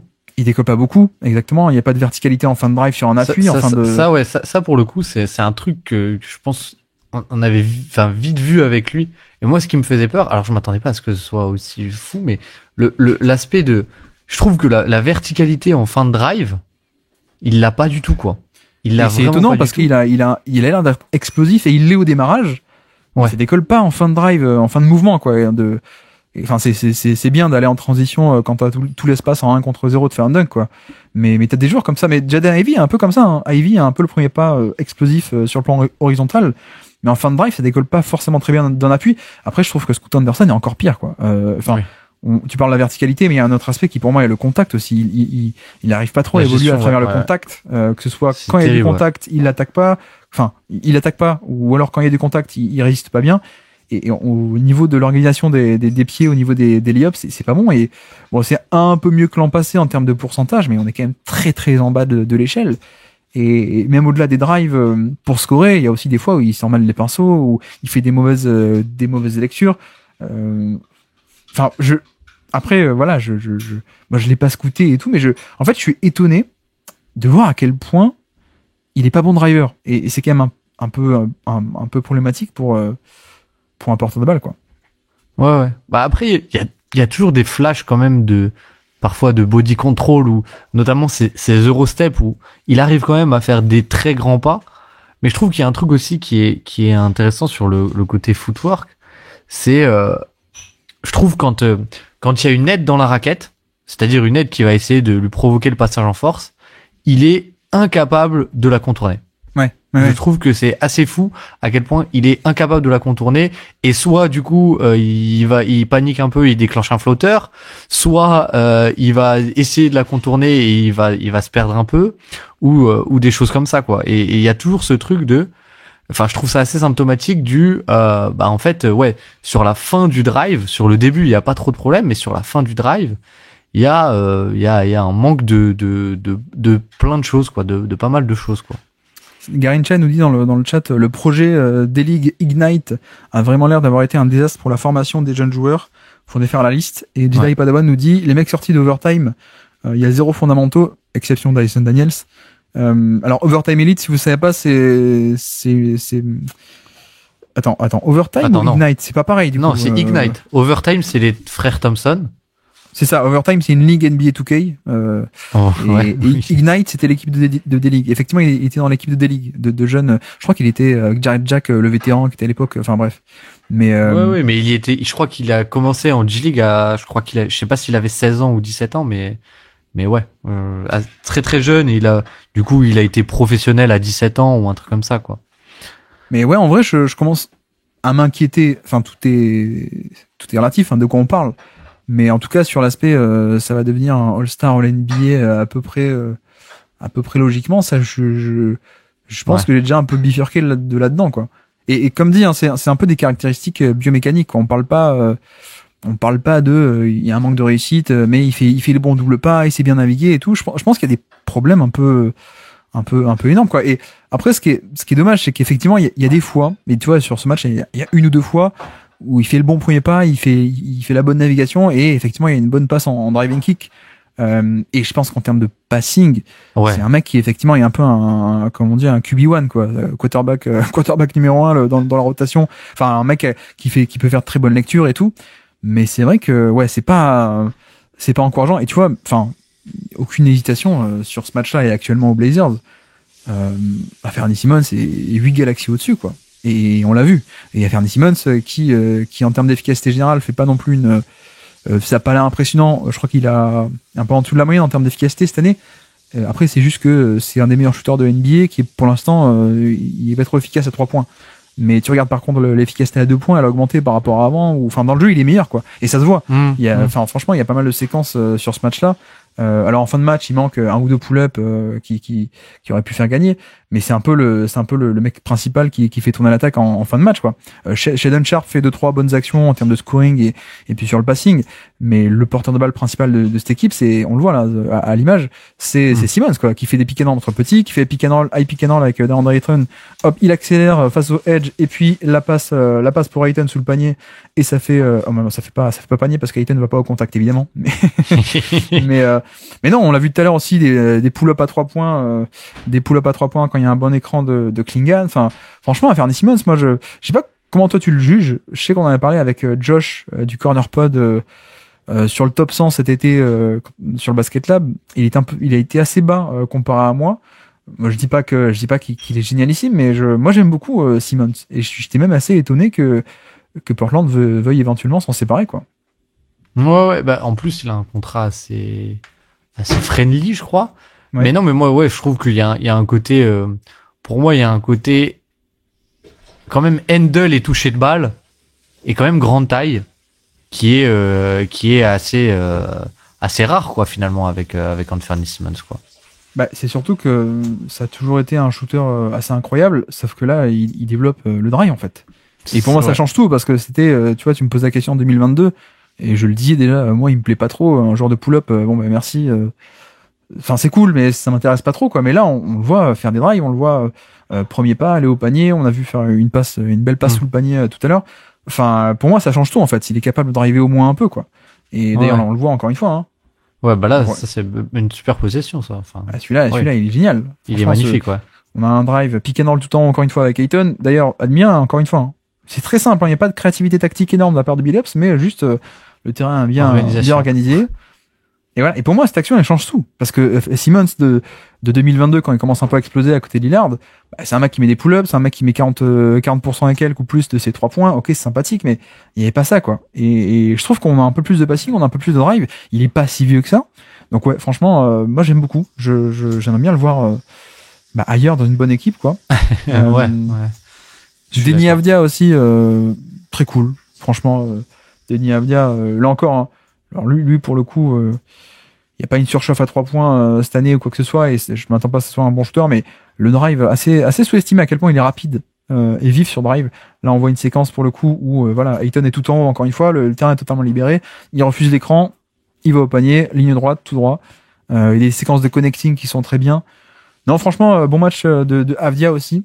Mais en fait, un peu tout le monde, hein, pour le coup.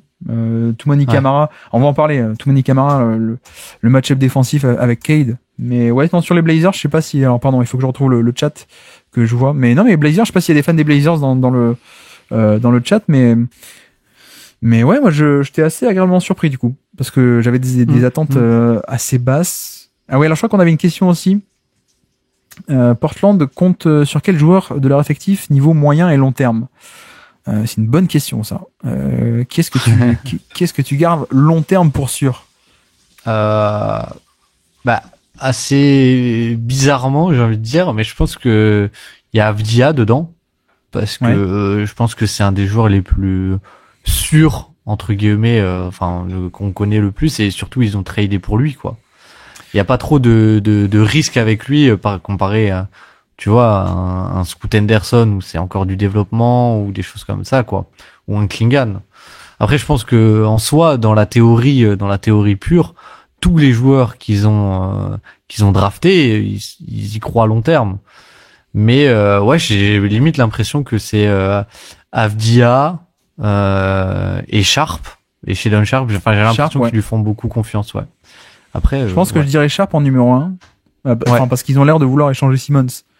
Mais moi, je pense que Simmons c'est quand même meilleur que Sharp à l'heure actuelle.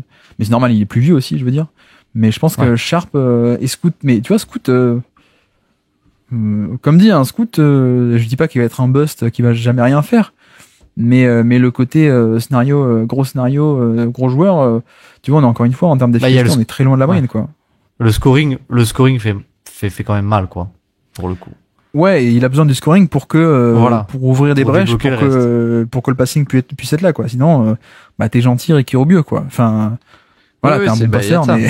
Et ce qui est dommage, parce qu'en plus, je trouve que sur Drive, t'en as parlé, sur le passing, il y a le côté aussi où pour le coup, il a des bras immenses, quoi. Et ça lui aide à trouver des angles que peu de joueurs peuvent trouver, mais faut qu'il arrive à tirer la défense, quoi.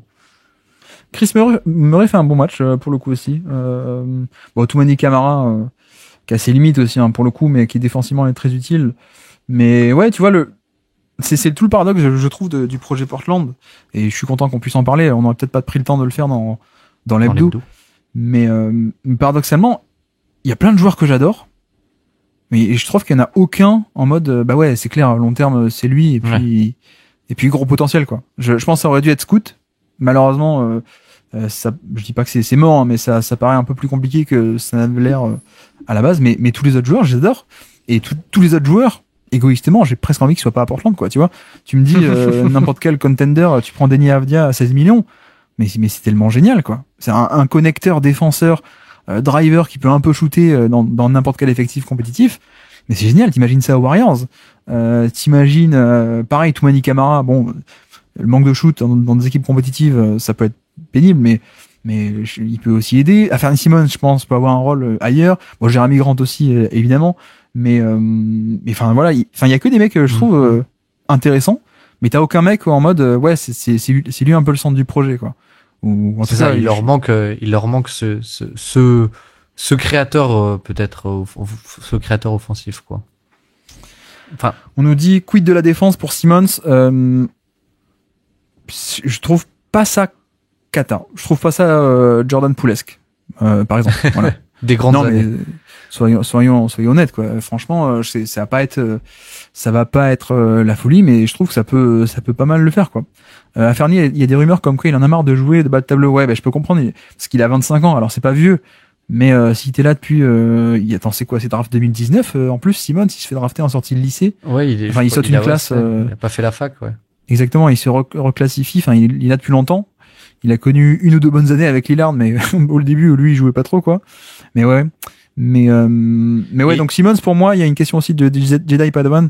On peut lier à la défense. Ce serait quoi le rôle d'Anthony Simmons chez un contender? Je pense qu'on est sur un joueur de banc, clairement.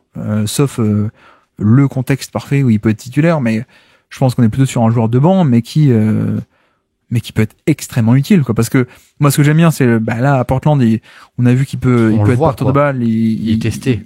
Il peut faire des trucs, mais tu vois, tu me dis, tu le mets à Dallas, bah le mec il peut jouer totalement aussi à côté de Doncic sans problème avec ce shoot. Ouais, Enfin, ouais. j'insiste, mais alors je vais remettre les stats, hein, mais on a affaire à un des meilleurs shooters de NBA, quoi, qui 38% en carrière, et encore là, et on a un peu un côté pull-up sur cette dernière saison où c'est un peu moins bien, mais tu vois, moi je me souviens de la saison 2021 et 2022, 40% à 3 points, quoi. Et je crois que lancer franc, ouais, on est autour des 90, quoi. Donc pour moi, ouais, c'est aussi l'avantage, c'est que c'est un mec qui peut créer par la main s'il y a besoin en seconde unité, mais il peut aussi se combiner avec des titulaires, et ce côté, bah tu sais, comme on a vu en playoff le dernier, quoi. Tu mets Luka Doncic, il veut faire isolation, il faut que à droite il ait Kyrie et à gauche il ait un autre shooter. Ça peut être Simmons, quoi. Tu vois, je dis n'importe quoi, hein. Mais un peu ce côté on et off ball, pour moi, peut être assez valuable, contrairement à, je sais pas moi, un Cam Thomas de Brooklyn, qui peut faire des trucs avec ballon, mais off ball, qui est pas si intéressant que ça, quoi. Ouais, et en plus, il a le truc un peu, en plus de porteur de balle, attaquer les close-out, que certains shooters un peu simples n'ont pas du tout, ou même connecting. Tu vois, dans un match, par exemple, un rôle à la Peyton Pritchard, si on parle uniquement de rôle. Oui. Bah, ça peut être super. Bon, hier, vous en avez bien parlé.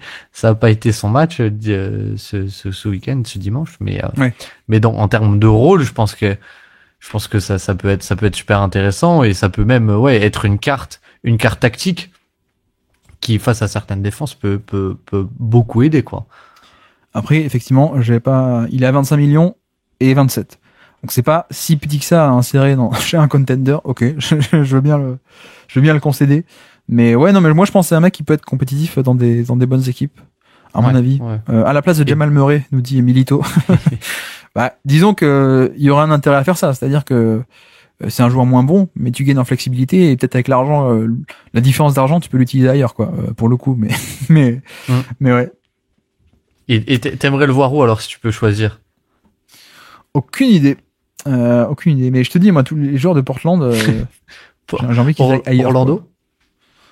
Orlando, bah, ça peut pas faire du mal, hein, un shooter Orlando. Ouais, Orlando, c'est pas mal, hein.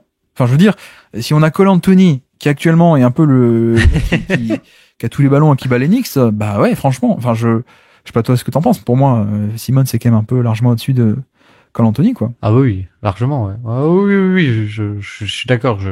J'avais un peu réfléchi à ma question avant de te la poser. Une équipe comme Memphis, qui est-ce qu'on peut dégager en termes de gros salaires? Marcus Smart. Est-ce que ça se fait des Marcus Smart ou pas? Non, peut-être pas. Non, Kennard, mais Kennard, ouais. Bah. Ouais, mais Kennard, il est que à 9 millions, quoi. Donc, au 8, ouais, bah, effectivement, attends, excuse-moi, à faire Simmons à la place de Terry Rozier, mais moi, je signe des deux mains et des deux pieds. Enfin, tout de suite, quoi. Enfin, c'est...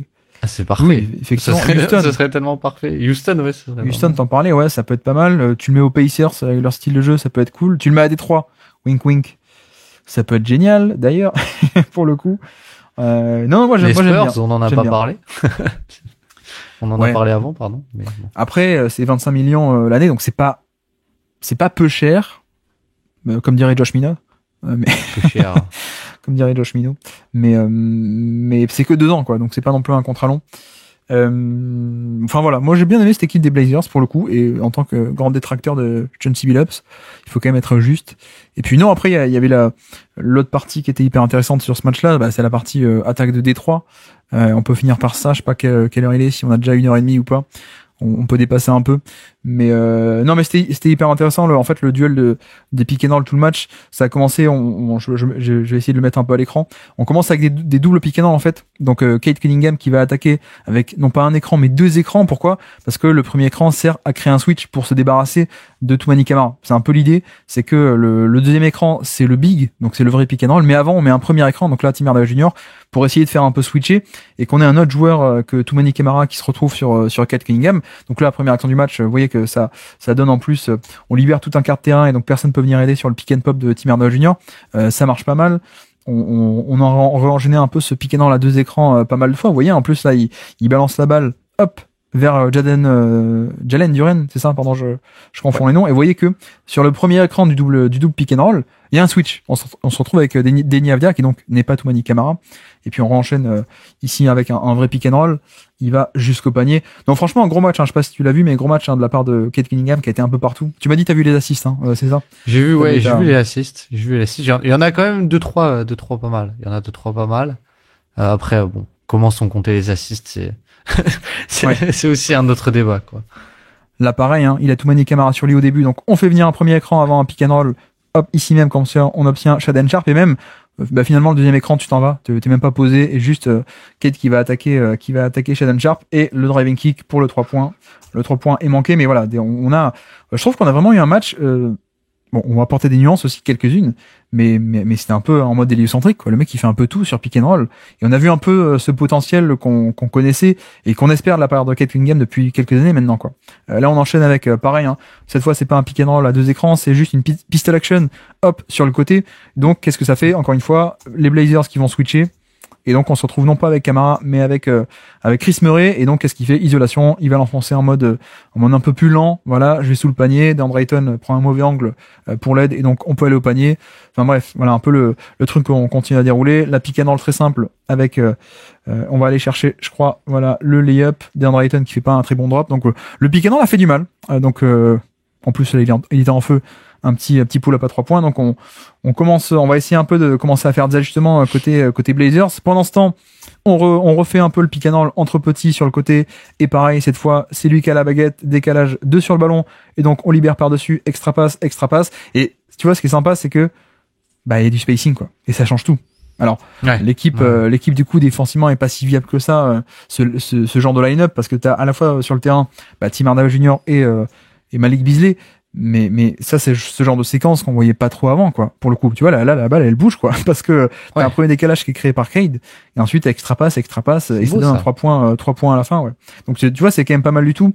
On recontinue avec, les pick and roll entre petits. Pourquoi? Pour se débarrasser de Toumani Camara. C'est ce qui est fait. Voilà. On va attaquer Scoot Anderson. L'aide va venir, et donc, magnifique passing pour aller chercher, je crois, voilà, un 3 points dans le corner, encore une fois ouvert. Donc, vraiment, il y a eu tout, quoi. Elle est belle, hein. Celle-là, je l'ai vue, ouais. Celle-là, je l'avais vue. On a vraiment un mec qui arrive à générer des très bons tirs de grande qualité. Bon, le pull-up à 3 points était pas encore trop là. C'est peut-être encore un peu un des trucs qui manque. Et en fait, ce qu'ils vont faire très rapidement, c'est les Blazers, ils vont s'ajuster. Et donc, plutôt que faire un drop, là, on retrouve un peu le pick and roll normal à 2 écrans, mais DeAndre Ayton qui monte sur l'écran, et donc en fait on va faire des trappes, on fait des prises à 2, et sauf que pourquoi ça marche pas? Parce que on n'est pas sur Luka Doncic, mais on est sur un porteur de balle de grande taille, quoi. Donc c'est ça. Donc là justement de dire Chauncey Billups qui dit prise à 2, trappe très très haut, très agressif sur Cade, ça marche pas. Pourquoi? Parce que il peut juste, il a la taille pour passer par dessus, et après le décalage est fait. Et ça donne un 3 points parce que les mecs ont été agressifs sur le ballon, quoi. Donc ça a été un peu l'ajustement qui a été testé. On va le revoir une deuxième fois ici. Pareil, encore une fois, 2 sur le ballon, agressif, une trappe. Sauf que Cunningham qui panique pas, qui passe par dessus. Et là, on a un magnifique 4 contre 3, alors qu'il est mal géré, malheureusement. Ouais. Oh là, oui. Mais voilà, c'est un peu l'idée, c'est qu'on a voulu un peu s'ajuster. Là, finalement, Ayton reste trop bas, donc très classique, hein, pick and roll, la passe. Donc voilà, c'était pas parfait non plus, côté Blazers évidemment. Mais là encore, on va chercher des pick and roll entre petits parce que ça fait un match-up à attaquer plus facilement. Donc là, Cade qui va attaquer à Anfernee Simons. Bon, la finition est pas trop là.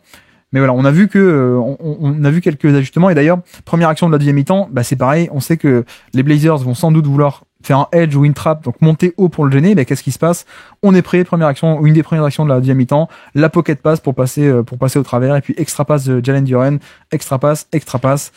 Et on va générer un bon tir dans le corner de l'autre côté, voilà. Donc j'insiste, mais il y a un côté, en fait, on voit bien un côté porteur de balle vraiment, alors qu'il n'est pas encore de premier ordre, mais qui dans la théorie a un peu toutes les armes, quoi. Le côté passing, le côté drive, le côté pull-up un peu, et surtout on voit que quand t'as du spacing et que dans un corner t'as Tim Hardaway Jr. et de l'autre côté t'as Malik Beasley, ça fait du bien, quoi, pour le coup. Ouais, clairement. Et puis en plus il y a un peu, tu l'as dit, mais les pistoles action qui jouent. Ils les jouent vachement du côté de Détroit, je trouve. Alors ils aimaient bien les faire avec Jaden Ivey, mais ça marche pas mal. Et je trouve c'est pas mal. C'est des petits concepts assez simples où juste pour le libérer, parce que c'est pas comme tu as dit, c'est pas Luka Doncic. Et alors c'est pas Luka Doncic dans le côté puissance, et c'est pas non plus j'ai pas un exemple, mais c'est pas un porteur de balle avec un premier pas qui peut créer à volonté. Donc je trouve ça assez intéressant ce que fait Détroit là-dessus. Et moi j'aime beaucoup le duo avec Duren aussi, parce que Duren c'est un pas mauvais passeur, je trouve. Et c'est assez intéressant. Et puis je vois aussi que, je crois que c'est Azad qui en avait parlé, Mais Cade, ce que je trouve aussi intéressant, c'est qu'il a aussi l'arme du post-up, quoi. Il a aussi l'arme du post-up qui c'est ce qu'on voit là, hein, justement. C'est ça, ouais, c'est ça. On teste deuxième mi-temps et une première position en post-up, donc l'aide vient de la part de Ayton, prise à 2, et donc ça libère. Et d'ailleurs, plutôt bon match, hein, de Tobias Harris en connecteur, qui a fait 2-3 actions. Là, on en voit une très très bonne pour un dunk de Duren, mais il y en a plus tard une très clutch en fin de match qui va donner un 3 points de Beasley. Donc voilà, le post-up aussi, comme tu dis, qui est une arme. Du coup, autre ajustement de la part des Blazers, qu'est-ce qu'on fait? Les edge, les traps agressifs, les 2 contre 1, ça marche pas. Qu'est-ce qu'on fait? On finit par switcher. Et je crois que c'est un peu ce qui a le mieux marché, hein, pour le coup. Sur ce match-là, ils vont enchaîner quelques possessions un peu en switch, avec en plus, vous voyez que là, il y a le switch. Donc Ayton sur Cade Cunningham qui tient assez bien, et la prise 2 qui finit par arriver de la part de Toumani Camara. Donc le double. Et voilà, ça a été un peu l'ajustement. Je trouve qu'il y a le mieux marché sur ce match-là, parce que le drop initial, ça marchait pas. Le trap, ça marchait pas. Là, vous voyez que qu'est-ce qu'il fait? Il va profiter un peu de la semi-transition. Hop, on attend pas que la défense se mette en place. On attaque le plus vite possible. Il y a pas Toumani Camara, donc j'attaque le match-up que j'ai, tant mieux. Et puis comme les switches marchaient pas mal, qu'est-ce qu'on fait? Vous voyez que finalement, on va laisser Ayton là où il est, on va laisser Jalen Duren là où il est, et on fait des pick and roll, des actions entre petits finalement. Donc avec 2-3 écrans de à la fois Marcus Sasser et Tobias Harris. Bon, là encore, les switches des Blazers font que ça va trop marcher. Qu'est-ce que j'ai dit, pardon? Marcus Sasser. Mais alors, Sasser, pour le coup, je sais pas s'il y a des fans de Détroit dans le chat, là, dites-moi. Sasser, gros match défensif, hein, pour le coup. J'avais pas souvenir qu'il était aussi bon défensivement l'an passé, quoi. Mais bref. On continue, je sais plus qu'est-ce que c'est. Bon, là, juste, pardon de t'avoir coupé pour cette blague. Non, pas du tout, je continue à enchaîner. Là, c'est juste une bonne lecture, il voit le jeu, tu vois, il voit le décalage, parce qu'en fait, il a vu le switch ici, donc il dit, attends, fais tourner, donne-moi la balle, voilà, et moi, je vais servir le mismatch. Il sert le mismatch. Jalen Duren face à Shaden Sharp, ça donne un dunk facile. Enfin, voilà, plein de trucs assez intéressants. Là encore, on voit le switch, hein, de la part de Ayton qui va switcher, hop, toujours ça justement, la deuxième mi-temps on va switcher, et comme ça on va pas offrir de décalage. Et pour le coup, c'est aussi ce qui marche pas mal avec Ayton, quoi. C'est aussi, limite, moi je le préfère là-dessus que sur du drop, quoi, parce que sur là les quelques clips que t'as mis, c'est vrai que c'est pas très bien géré, quoi. Bon, après là, pour le coup, c'est aussi est-ce que la prochaine dimension, c'est ça, c'est qu'il est en isolation face à Ayton et il met le pull-up à 3 points, quoi. Donc c'est un peu ce qui manque. Après, je crois qu'il y a il reste encore 2-3 possessions où alors il retente un peu le pull-up à 3 points et ça marche pas. Mais c'est vrai qu'il y a un aspect où en fait, c'est pas encore Luka Doncic, hein. Je suis désolé, mais il y a un aspect où en fait il a pas ce même côté implacabilité, notamment sur tout ce qui est, tu sais, la short mi-distance, où parfois il peut Doncic, il peut, si un mec littéralement sous le panier, il va quand même sur ses spots, il va quand même marquer. Je crois que c'est un peu ici. Justement, voilà, il y a plus de Ayton. On revient avec Lingan. Donc Lingan qui va rester en drop, donc très bas, pour protéger le panier. Qu'est-ce qui se passe? Voilà. Là, c'est typiquement l'action auquel je pensais. Et Cade Cunningham qui, il fait son flotteur sur son spot, mais il le met pas, quoi. Et il arrive pas à aller totalement au panier. On voit qu'il arrive pas non plus à bouger complètement Chris Murray qui est un peu sur lui et qui l'oriente main droite. Voilà. Là, peut-être que Luka Doncic, alors j'exagère peut-être un peu, mais il y a un peu ce truc où Doncic, actuellement, pourquoi c'est le meilleur driver de NBA, il est à ce point implacable, c'est que là il est capable pas de s'arrêter de prendre le flotteur ici à 3 mètres du panier, mais de faire un coup d'épaule en plus ou deux et de se rapprocher, etc., quoi. Donc voilà, c'est peut-être encore le truc qui manque, je trouve, c'est que on a un joueur qui a un peu toutes les armes pour être le mec de pick and roll, hein, finalement, on l'a vu, le passing, même un peu de pull-up à 3 points. Il a ce style de jeu très lent, très méthodique, de grand porteur de balle qui va pas vite mais qui est assez puissant. Mais je trouve qu'il manque un peu. Peut-être que le prochain step, c'est à quel point est-ce qu'il peut devenir pas comme Doncic, mais un peu plus de ce côté malgré tout, quoi, finalement, en termes de drive. Pour moi, c'est un peu le dernier. Pour moi, c'est plus le drive, ouais. Parce que le pull-up, je crois que ça, pour moi, c'est pas là où il y a un gros manque à gagner, quoi. C'est plus sur le côté drive où, comme tu dis, il a pas la puissance. Et puis, même quand il tire et qu'il est dans son spot, le fait qu'il soit plus petit, comparé à Doncic, bon, évidemment, c'est peut-être injuste de comparer quelqu'un à Doncic, mais le fait qu'il soit beaucoup plus petit, ça fait que, même quand il est dans son spot, son tir va être vachement plus contesté, quoi. Ouais. Que Luka. D'ailleurs, comme les Blazers switch et annulent les décalages, qu'est-ce qu'on fait? Fin de match, il reste 1 minute 44. On revient sur le pick and roll entre petits, comme ça, hop, on obtient le switch. Très bon écran de Beasley. Et donc, il va attaquer à Fernie Simmons. Bon, malheureusement, il y a trois Blazers autour de lui, donc le spacing n'était pas encore parfait. Mais voilà, grosso modo, pour le match de Cade. Et donc, un peu ce jeu ce jeu de, non pas du chat et de la souris, mais c'est cette bataille autour du pick and roll qui a été assez intéressante pour le coup, surtout pour un match de ce niveau-là où on s'attend pas à ce genre de bataille un peu stratégique, mais voilà. Un peu l'aspect de, Détroit qui arrive, qui déroule avec un bon spacing, les pick and roll, où d'abord on obtient un switch, comme ça il peut attaquer un pick and roll, mais sans Camara, qui est le bon défenseur. La réaction des Blazers qui font des prises à deux, et finalement ça il est capable de le battre. La réaction des Blazers qui disent tiens finalement on va tester le switch, et finalement ça c'est ce qui marche. Mais l'aspect que Cade a, comme t'as développé aussi, le côté il peut aller en post-up, il peut faire des pick and roll entre petits et aller cibler d'autres mecs que le gros qui switch et qui gêne quoi. Donc voilà, franchement plutôt bon match, hein. Je me suis régalé, je m'attendais pas à ce que ce soit le cas, mais entre Billups et la bonne attaque des Blazers et les bons joueurs des Blazers et puis ce pick and roll autour de Cade Cunningham, j'ai trouvé ça assez sympathique. Je sais pas si on a oublié de dire des trucs dans le chat, je vais essayer de lire le chat un peu. Monty Williams a du sang sur les mains. Oui.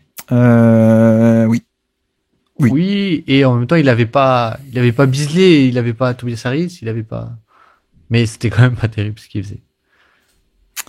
Il est plus jeune que Doncic, de 3 ans, c'est pas ridicule. Ouais, mais après Doncic, c'est un peu, faut pas comparer à Doncic, hein, j'aurais pas dû le faire parce que, en vrai, Doncic, voilà, le mec c'est l'anomalie, quoi. Mais je veux dire, c'est plus pour faire passer l'idée qu'il faudrait tendre un peu plus vers ce côté driver, grand et dominant et voilà, il aura jamais le premier pas explosif. Donc pour moi, quand il deviendra All-NBA, Cade Cunningham, ce sera plus dans le style, je vais lent, je vais sur mes spots et j'utilise ma taille et ma puissance, quoi. Et ce qu'il n'a pas encore totalement, mais ce que je pense qu'il peut faire, parce que il y a de la taille, il y a du toucher de balle, il y a plein de trucs comme ça, quoi.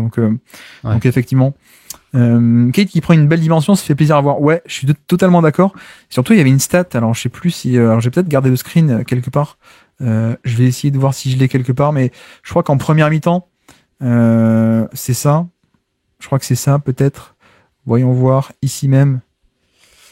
Première mi-temps, il a scoré ou assisté sur 38 des 59 points des 3. Voilà. Et ça, j'ai fait le screen parce que quand tu regardes le match, tu te dis, ah ouais, le début du match est hyper, ouais, c'est intéressant, c'est serré et tout. Et puis Cade va sur le banc et tu dis, attends, mais les Blazers, ils ont 20 points d'avance. En fait, parce que Cade était sur le banc. C'est héliocentrique, quoi. Héliocentrique, à fond. Exactement. Et je suis allé voir, et cette saison, bon, c'est 32 matchs, mais il est à 38% en pull-up, hein, à 3 points, en prenant 4 par match. C'est pas mal. C'est pas mal, ouais. Oui, mais je crois que ça fait partie d'une tendance plus générale où il y a plus de stars qui prennent des pull-up à 3 points que jamais. Parce que tu vois, SGA, il le fait aussi, alors que c'était pas naturellement ça. Enfin, il préfère les pull-up à 2 points qu'à 3 points d'habitude. Cade le fait, on a vu que ça a pas un peu marché. Qu'est-ce que t'as pensé du match de Ron Holland? J'aime bien. J'ai bien aimé la défense, ouais, surtout. Moi, je connaissais pas trop Ron Holland. Je sais pas si toi tu le connaissais de pré-draft. Ouais, de G-League, oui. De l'Ignite aussi. D'après ce que j'ai compris, c'était très talent pur. Oui, entre Ignite et Overtime. Mais ouais, non, mais très très sympa, notamment défensivement pour l'instant. J'aime bien, j'aime pas mal du tout. Mais même Marcus Sasser, hein, comme dit, hein, j'ai beaucoup aimé Marcus Sasser, ouais. Alors que moi j'avais un peu cette image l'an passé de c'est un mec de pull-up, un petit mec de pull-up sympathique comme Marcus Sasser. Et là je l'ai vu bien défendre, je fais ah ouais, ok, cool. Mais bon voilà, c'est pas mal hein, ce qu'on a fait, mine de rien, pour ce petit match. Est-ce qu'on a d'autres trucs à dire? Non, ouais, est-ce que Monty Williams, est-ce qu'on ouvre le dossier Monty Williams ou pas? Oh, bref. Non, c'est bon. Non, je veux dire de sa carrière. De sa carrière. Et de Chris Paul, tu veux parler? C'est-à-dire de faire tout le temps sous-performer les Pelicans, qu'il s'en va, ça devient très bien, que finalement il va à Phoenix, ça marche du feu de Dieu. Et j'avais un peu changé mon avis en mode ah ouais, non, mais finalement ouais, ok. Je me suis trompé, l'attaque est géniale et tout. Et qu'en fait, c'était peut-être Chris Paul, en fait. C'était peut-être Chris Paul, hein, ouais. Ouais, les dernières années du général de terrain absolument extraordinaire Chris Paul, qui était le maître à jouer de cette attaque à options, qui jouait le même système avec 2 options à chaque fois différentes, etc. Mais ouais. Monty Williams, j'ai jamais été vraiment trop fan. J'ai commencé à changer d'avis à Phoenix, mais a posteriori, je me dis, c'était peut-être Chris Paul. Parce que il y a peut-être une corrélation, quoi. Il y avait peut-être une corrélation. Surtout que tu regardes Chris Paul en carrière, en fait, partout où il passe. Je crois que c'est Nico qui nous avait dit ça sur le top 100 des années 2010. C'était un peu la phrase clé que j'avais retenue pour mettre en titre de l'épisode. Mais genre, Chris Paul, partout où il passe, on se rend compte que en fait c'est la meilleure période de cette équipe, c'est quand Chris Paul est là, quoi. Ouais, c'est quand C'est il un peu arrive, ouais. Mais Ouais, je c'est crois ça. que ça a tourné aussi il y a pas longtemps, hein, une capture d'écran de la différence du pourcentage de victoires entre la saison avant que Chris Paul arrive dans l'équipe et quand Chris Paul arrive dans l'équipe, et c'est assez frappant, quoi. Est-ce qu'on a des trucs à dire ou pas? Dites-nous, est-ce que vous y a des trucs dont vous voulez qu'on parle? Sinon, on va peut-être pas tarder à conclure. Je pense qu'on est pas mal. Est-ce que toi, t'as des choses à rajouter sur cette actu du jour, Baptiste, ou est-ce qu'on a à peu près tout abordé? Non, bah, à la limite en off, ce qu'on disait, mais Jaren Jackson Jr., All NBA, non? Le drive? Ah oui, oui. Le drive de Jaren Jackson, effectivement, ça a commencé à être très cool, ouais. Ça commence à être très très cool. Mais peut-être on en reparlera. J'allais dire quand il y aura un vrai match. Non, parce que pour le coup, il y avait pas Doncic et il y avait pas Kyrie, mais il y avait quand même la vraie raquette, quoi. Donc, Ouais, en défense. il a oui, fait oui. des drives face à Lively, il a fait des drives face à Maxi Kleber, etc. Donc c'est pas rien non Et plus, quoi. Et c'était pas la première fois en plus. Oui, oui. Mais tu vois, autant il y a 2 ans, il fait sa saison Deepoy, là. Saison Deepoy, et puis, pour moi, la valeur, c'était, la défense plus un aspect de spacing, en fait. Et en fait, cette année, la valeur offensive n'est pas tant que ça, je trouve, sur le 3 points, quoi. Il peut driver même plutôt très bien. Donc Oh, voilà. bah, clairement. Quel match regarder ce soir? Oui, on peut se quitter aussi là-dessus. Boston-Denver, hein, je pense ce soir, c'est facile. Ouais. Pas d'hésitation.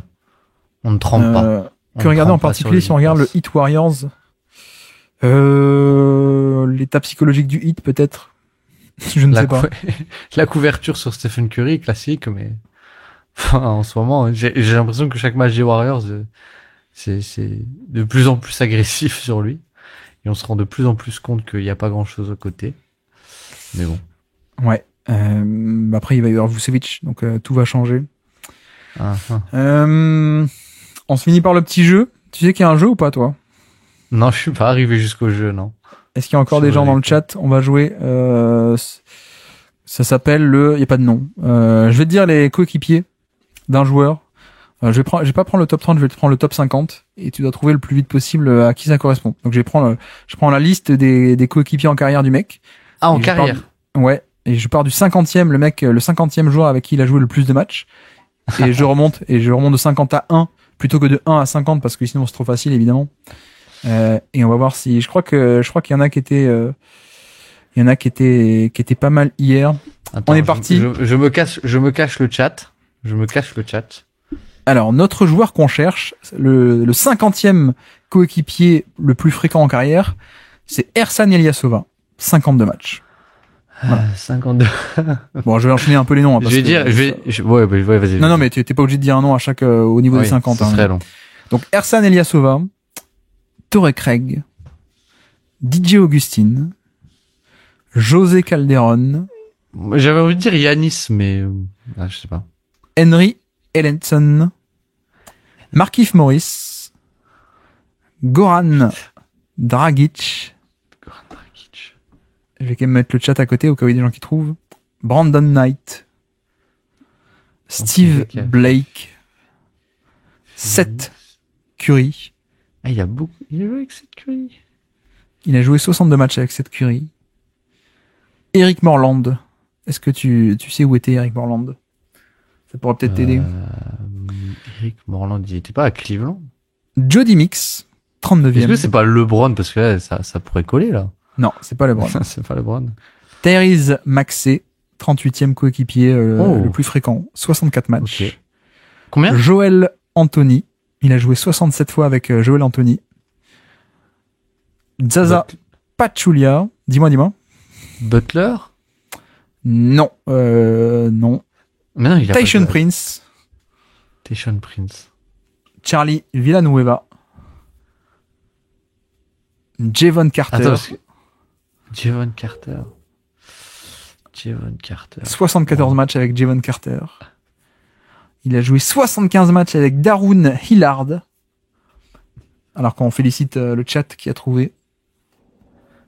Caron Butler aussi. Parce que pour moi, il a fait Sixers, déjà. Il a fait Sixers. Oui, il a et fait il a dû Maxey, faire, et Détroit. J'ai l'impression. Ton Maker, Dalen Maker. Terry, Zach Lavine, Attends, Bulls, du coup, qui est-ce qui a fait ça récemment? Will Bynum. Ah, Will Bynum. Drummond. Exactement, Will Bynum, tout à fait, de Détroit. Et donc, c'est Wow. Drummond. Ouais, effectivement, Thibaut, oui, c'était Ah, c'est 30 le- hier. Mais j'ai pris 50 parce que apparemment 30 c'était trop facile. Azad a trouvé très très vite. Là, si j'avais C'est le commencé à Bulls, 30... moi. Le Bulls m'a aidé, ouais. Le Bulls et Sixers récemment aussi, ouais. Ouais, Maxey. effectivement, Maxey, ça voulait dire directement Sixers. Donc ouais. Et donc notre ami Drummond, qui a quand même, il a quand même pas mal voyagé, hein, au final. Donc il a des coéquipiers très différents. Mais il a Comme joué tu où peux le avec voir. Seth Curry, du coup? À Brooklyn. Non, Sixers. Ah, Sixers. Et pas à Brooklyn? Peut-être Brooklyn aussi. Ben non, je crois qu'ils sont dans des échanges. Ils sont pas l'un dans l'échange de Harden d'un côté et l'autre de l'autre. Mais je crois que tu sais qu'à l'époque où il était backup de Embiid, je crois que ça doit correspondre à peu près une saison où il y a Seth Curry. Et pour vous dire donc qui sont les coéquipiers les plus fréquents de notre ami Drummond, donc on a pardon, je prends le top 15, Alex Caruso. 148 matchs, donc ça devait être aux Lakers, ça. Lakers, c'est Bulls. Il a suivi aux Bulls aussi, du coup. Bruce Brown, Aaron Baines, Luke Kennard, Marcus Morris, Reggie Bullock, Langston Galloway, Kyle Singler, Tobias Harris, Anthony Tolliver, Greg Monroe. Là, je t'aurais commencé un peu Ah, Greg Monroe. à choper, je pense. Ish Smith est par là. Stanley Johnson est dans le top 3 de Drummond. 274 matchs, 64 matchs, pardon. Reggie Jackson, le deuxième coéquipier. Et le premier, c'est... Ah, c'est une bonne question. Ah, je sais pas du tout. Tu joues à J'aurais qui eu le tendance un, à dire, j'aurais eu tendance à dire Tobias Harris, mais tu l'as déjà dit. Reggie Jackson, tu l'as déjà dit. Bah, j'ai dit à peu près tous ceux de Détroit, sauf un. Non, Griffin est 22e, 127 matchs. Je réponds au chat. Tous ceux du grand Détroit. Le grand Détroit, donc Reed Jackson est 2, Stanley Johnson est 3, Ish Smith est 4, Greg Monroe 5, Tolliver qui était à ceux de Détroit est KCP? 6. Exactement. KCP, Exactement. ouais. KCP, 341 matchs à jouer avec KCP. Et donc voilà. Et tiens, d'ailleurs, 8e, Kyle Singler. J'espère qu'il va mieux, Kyle Singler. On a vu qu'il y avait des trucs qu'on tournait un peu là, il y a pas longtemps. Langston Galloway. Bref. Ça sent bon le Détroit un peu nul des années 2010. Voilà. Bon, c'est pas mal ce jeu, hein. Moi, en tout cas, ça me fait pas trop de préparation comme jeu. C'est plutôt sympa. J'espère que ça vous plaît dans le chat. Sinon, dites-moi. C'est pas facile 50 parce qu'au début mais c'est marrant, ouais, c'est marrant. C'est marrant. Mais ils sont forts, hein. Franchement, là, ils Ouais, ont trouvé dans le chat, ça c'était tellement pas mal. vite. C'est Jedi Padawan qui a compris directement Détroit, j'ai l'impression. Et il y a aussi R3SH3N7H. J'espère que je dis bien ton pseudo. Qui a aussi trouvé Drummond. Bravo. Ah, stylé le jeu, nous dit Ringo, Thibaut aussi. Le j'ai joué avec. Effectivement, c'est très bon nom. Très bon nom. Qui est ton coéquipier? Non, ça marche pas. Non, j'ai joué avec, ouais. C'est pas mal. On va prendre ça comme nom. Et donc, on va s'arrêter là. On a une bonne émission. Je pense pas qu'on ferait aussi long, mais Bon. on a fait pas mal. Ben, on vous remercie, en tout cas, pour cette deuxième quotidienne. Merci beaucoup, Baptiste, d'être passé sur le Basket Lab et sur la quotidienne, du coup. Eh ben, merci à toi et bon courage pour cette fin de semaine d'inauguration. On a une super semaine, là. On a une super semaine à venir avec Boston, Denver, Cleveland, OKC. C'est la régalade, là. Hein. On a Nico qui va venir nous parler pendant 3 heures alors que l'émission doit faire 1 heure. On a Antoine qui va venir en fin de semaine. J'espère que ça va vous plaire. Merci à tous ceux qui sont encore dans le chat. Et puis on se dit à très bientôt alors. Ciao.